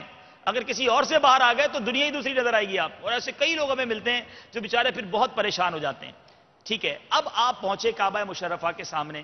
یہ وہ وقت ہے جو دعاؤں کی قبولیت کا وقت ہے. ذرا سوچے تو صحیح, وہی کعبہ جس کو تصویروں میں دیکھا تھا, وہ کعبہ جس کو تصویروں میں چوما تھا, اب وہ آپ کے سامنے ہے. اچھا, احرام میں آپ احرام کی نیت کر لی نا, اس کے بعد سے لے کر طواف کے شروع کرنے سے پہلے تک, استلام کرنے سے پہلے تک آپ کا یہ سارا وقت زیادہ سے زیادہ لبیک میں گزاریں. لبیک پڑھنی کیسے ہے, آئیے مل کر پڑھتے ہیں. لبیک اللہم لبیک لبیک لا شریک لک لبیک ان الحمد والنعمت لک والملک لا شریک لک لبیک اللہم لبیک لبیک لا شریک لک لبیک ان الحمد والنعمت لک والملک لا شریک لک لبیک اللہم لبیک لبیک لا شریک لک لبیک ان الحمد والنعمت لک والملک لا شریک لک. پیارے حاجیوں, یہ یاد رہے کہ احرام کی نیت کرنے کے بعد کم از کم ایک بار لبیک کہنا لازمی ہے اور 3 بار کہنا افضل ہے. جیسے ہی آپ نیت کریں گے, میں نیت ابھی نہیں پڑھ کر سنا رہا, رفیق الحرمین میں سب موجود ہے. ظاہر یہ مختصر حج کا طریقے کا اہتمام ہے, 2 ڈھائی 3 گھنٹے میں پورا حج سمجھانا, تو مجھے بہت چیزیں چھوڑ کر آگے چلنا پڑ رہا ہے. آپ کو رفیق الحرمین تو ہر قدم پر ساتھ رکھنی ہوگی اور پوری پڑھنی ہوگی. میں ضروری چیزوں میں سے کچھ چیزیں بیان کرتا جا رہا ہوں. تو اب لبیک پڑھتے جائیں, اور لبیک اگر اس کا معنی سمجھ کر پڑھیں گے, اس کی جو میننگز ہے وہ یاد رکھیں گے. دیکھیں, ہم نے اسکولوں میں بھی دیکھا, مدرسوں میں بھی دیکھا, جب کسی کا نام پکارا جاتا ہے وہ کہتے ہیں لبیک, یعنی آپ اپنی حاضری لگا رہے ہیں. اللہ کی بارگاہ میں کیا کہہ رہے ہیں؟ لبیک اللہم لبیک, میں حاضر ہوں اے اللہ, میں حاضر ہوں. لبیک لا شریک لک لبیک, میں حاضر ہوں, تیرا کوئی شریک نہیں, میں حاضر ہوں. ان الحمد والنعمت لک والملک, بے شک تمام خوبیاں اور نعمتیں تیرے لیے ہیں اور تیرا ہی ملک بھی. لا شریک لک, تیرا کوئی شریک نہیں. اب ان توجہ کے ساتھ, اس نیت کے ساتھ کہ میں حاضری لگا رہا ہوں, میں لبیک کہہ رہا ہوں, یہ خوف بھی رہے کہ میری لبیک قبول بھی ہو رہی ہے نہیں, یہ گناہگار اللہ کی بارگاہ میں آیا ہے, حاضری لگا رہا ہے, یہ حاضری مانی جا رہی ہے نہیں. امام زین العابدین رضی اللہ تعالیٰ عنہ کے بارے میں آتا ہے, آپ نے احرام پہنا آپ کا رنگ زرد ہو گیا. لوگوں نے کہا لبیک پڑھیے حضور, نیت کے بعد لبیک ضروری ہے. آپ لبیک پڑھتے اور لبیک پوری کیے بغیر روتے روتے گر پڑے, بے ہوش ہو گئے. دوبارہ ہوش آیا, لوگوں نے کہا حضور لبیک پڑھیے. آپ فرماتے مجھے یہ ڈر لگ رہا ہے میں لبیک کہوں اور کہیں سامنے سے لا لبیک نہ کہہ دیا جائے. تو ہمیں ہر وقت یہ خوف بھی رہے, ڈر بھی رہے, گناہ بھی یاد آتے رہیں اور حاضری بھی لگاتا رہے. آئیے بن تصورات میں اس ترجمے کو ذہن میں رکھتے ہوئے ایک بار پھر لبیک پڑھتے ہیں. لبیک اللہم لبیک لبیک لا شریک لک لبیک ان الحمد والنعمت لک والملک لا شریک لک لبیک اللہم لبیک لبیک لا شریک لک لبیک ان الحمد والنعمت لک والملک لا شریک لک لبیک اللہم لبیک لبیک لا شریک لک لبیک ان الحمد والنعمت لک والملک لا شریک لک. میٹھے میٹھے اسلامی بھائیوں, احرام میں جو باتیں حرام ہیں وہ توجہ سے سن لیجئے. اسلامی بھائی سلا ہوا کپڑا نہیں پہن سکتے. احرام میں یہ بھی یاد رہے کہ مرد فقط یہ 2 چادریں پہنیں گے. ابھی تو چونکہ تربیت ہو رہی ہے میں نے اصلی احرام نہیں پہنا, امامہ ٹوپی بھی کچھ نہیں ہوگا اور جسم پر کوئی بھی لباس نہیں ہوگا, کوئی انڈر گارمنٹ بھی نہیں ہوگا, صرف یہ چادر اور یہ اوپر کا احرام جو 2 چادریں وہ ہوں گی. ٹھیک ہے. اچھا, سر پر ٹوپی, امامہ, رومال وغیرہ باندھنا یہ بھی حرام. مرد کا سر پر کپڑے کی گٹھڑی اٹھانا یہ بھی درست نہیں. اسلامی بہنیں سر پر چادر اوڑھیں گی اور انہیں سر پر کپڑے کی گٹھڑی اٹھانا منع نہیں. نمبر 4, مرد کا دستانے پہننا یہ بھی حرام ہے. اسلامی بہنوں کو یہ منع نہیں ہے. اسلامی بھائی ایسے موزے یا جوتے نہیں پہن سکتے جو وسط قدم یعنی قدم کے بیچ کے ابھار کو چھپائیں. یعنی اسی لیے کہا جاتا ہے کہ 2 پٹی کے چپل پہنے, جو ہمارا پیر ہوتا ہے اس کے جو بیچ کی جو ابھار ہے اس کو ہم نہیں چھپا سکتے, نہ تو موزوں کے ذریعے اور نہ کسی جوتے کے ذریعے. تو اس لیے سینڈل وغیرہ بھی نہ پہنے, شوز بھی نہ پہنے. احرام کی حالت میں 2 پٹی کے چپل پہننے ہوں گے. جسم, لباس یا بالوں وغیرہ پر خوشبو لگانا یہ احرام میں حرام ہے. احرام سے پہلے لگا لیں, اس کے بعد نہیں. یا ایک احتیاط اور بتاتا چلوں, کچھ اسلام بھائی غلطی یہ کرتے ہیں, بلکہ دارالفتہ کے اسلام بھائی موجود ہیں. یعنی اگر یہ کہا جائے کہ 80% جرمانے خوشبو کی وجہ سے ہوتے ہیں تو شاید یہ غلط نہیں ہو. کسی نہ کسی وجہ سے خوشبو لگا کے لیتے ہیں حاجی, یا لگ جاتی ہے. تو احتیاط یہ کرنی ہے, خوشبو لگائی آپ نے احرام کی نیت سے پہلے, اب اس خوشبو کو بیلٹ میں رکھ لیتے ہیں کچھ حاجی. اب آپ نے بیلٹ میں رکھ لی ہے, وہ لیک ہو جائے گی. آپ کا ہاتھ کسی وجہ سے آپ نے بیلٹ میں ڈالا, وہ لگ جائے گی. تو آپ نے اس سے اپنے آپ کو خوشبو سے دور رکھنے کا طریقہ یہ ہے کہ اب عطر وغیرہ لگا لیا نا, نیت نہیں کی, اب اس عطر کو اچھی طرح پیک کر کے, کیونکہ مدینہ منورہ کے لیے بھی عطر لے کر جانے, ہینڈ بیگ میں بھی نہ ڈالیں, بڑے والے بیگ میں ڈال دیں اور اس کو پیک کر دیں. اب احرام میں ادھر ہاتھ ہی نہیں ڈالنا پڑے, ایسی جگہ ڈال دیں, تو انشاءاللہ امید ہے آپ کی بچت کی اچھی صورت ہو جائے گی. اب خالص خوشبو مثلا الائچی, لونگ, دار چینی, زعفران, جاوتری خانہ یا آنچل میں باندھنا یہ سب حرام ہے. یہ چیزیں اگر کسی کھانے یا سالن وغیرہ میں ڈال کر پکائی گئیں, اب پک گئی ہیں, تو چاہے خوشبو بھی دے رہی ہوں اس کو کھانے میں حرج نہیں. مرد و عورت کے جو معاملات ہیں, جمع کرنا, بوسہ, مساس, اس طرح کے سارے معاملات جو ہیں وہ بالکل حرام ہیں. اسی طرح فحش اور ہر قسم کا گناہ ہمیشہ حرام تھا, اب اور بھی سخت حرام ہو گیا. میرے میٹھے اور پیارے اسلامی بھائیوں, کسی سے دنیاوی لڑائی جھگڑا کرنا یہ حرام.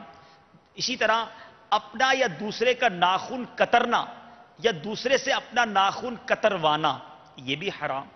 سر یا داڑھی کے بال کاٹنا, بغلیں بنانا, منہ زیر ناف لینا, بلکہ سر سے پاؤں تک کوئی بھی بال جدا کرنا یہ بھی حرام ہے. مزید تفصیل آپ رفیق الحرمین میں پڑھیں گے. مرد و عورت کے احرام میں فرق کیا ہے یہ دیکھ لیجئے. احرام کے سارے مسائل مرد و عورت کے برابر ہیں, تاہم چند باتیں اسلامی بہنوں کے لیے جائز ہیں.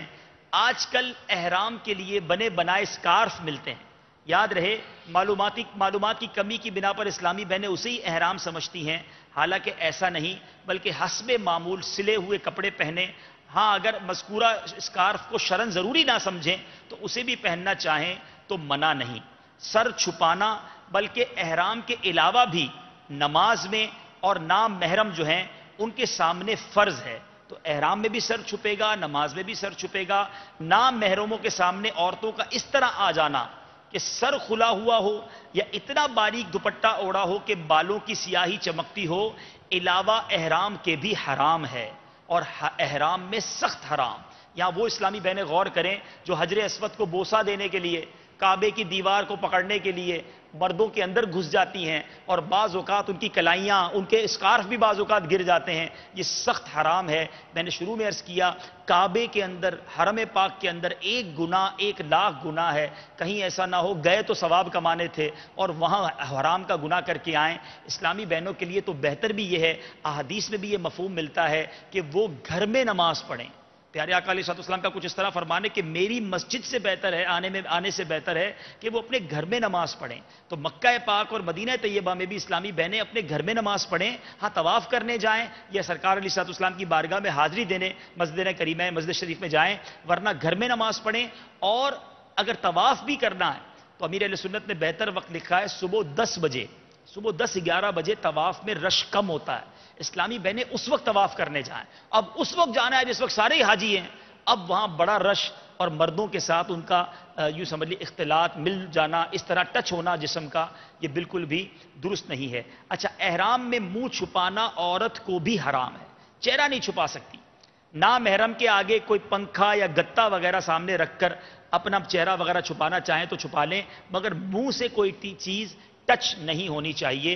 اسلامی بہنیں پی کیپ والا نقاب بھی پہن سکتی ہیں. بعض اسلامی بہنیں سلواتی ہیں کہ اس طرح کی جو کیپ ہوتی ہے وہ لگا لیں اور اس کے آگے وہ نقاب ہو جو چہرے سے مس نہ ہو، تو اس کی اجازت ہے، لیکن چہرے پر ٹچ کر کے کوئی بھی نقاب وغیرہ نہیں کر سکتے. اچھا، اب یہ باتیں ہو گئی احرام کے حوالے سے بھی.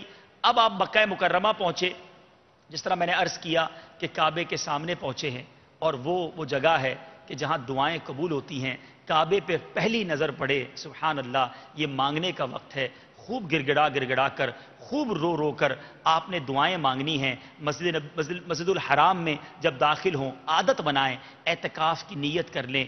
ایک بار اعتکاف کی نیت کریں گے 1,00,000 اعتکاف کا ثواب بھی ملے گا. اور جب کعبہ مشرفہ پر پہلی نظر پڑے، امیر اہل سنت لکھتے ہیں لا الہ الا اللہ واللہ اکبر کہے، درود شریف پڑھ کر دعا مانگے. کعبے پر جب پہلی نظر پڑتی ہے اس وقت مانگی ہوئی دعا ضرور قبول ہوتی ہے. آپ چاہیں تو یہ دعا مانگ لیں، یا اللہ جب بھی کوئی جائز دعا مانگا کروں اس میں بہتری ہو تو وہ قبول ہوا کرے. حضرت علامہ شامی قدس سرہ السامی فقہائے کرام کے حوالے سے لکھا انہوں نے کہ کعبے پر پہلی نظر پڑتے وقت جنت میں بے حساب داخلے کی دعا مانگی جائے اور درود شریف پڑھا جائے. ہو سکے تو اعلیٰ حضرت کا وہ شعر پڑھ لیں، یا الہی جو دعائیں نیک ہم تجھ سے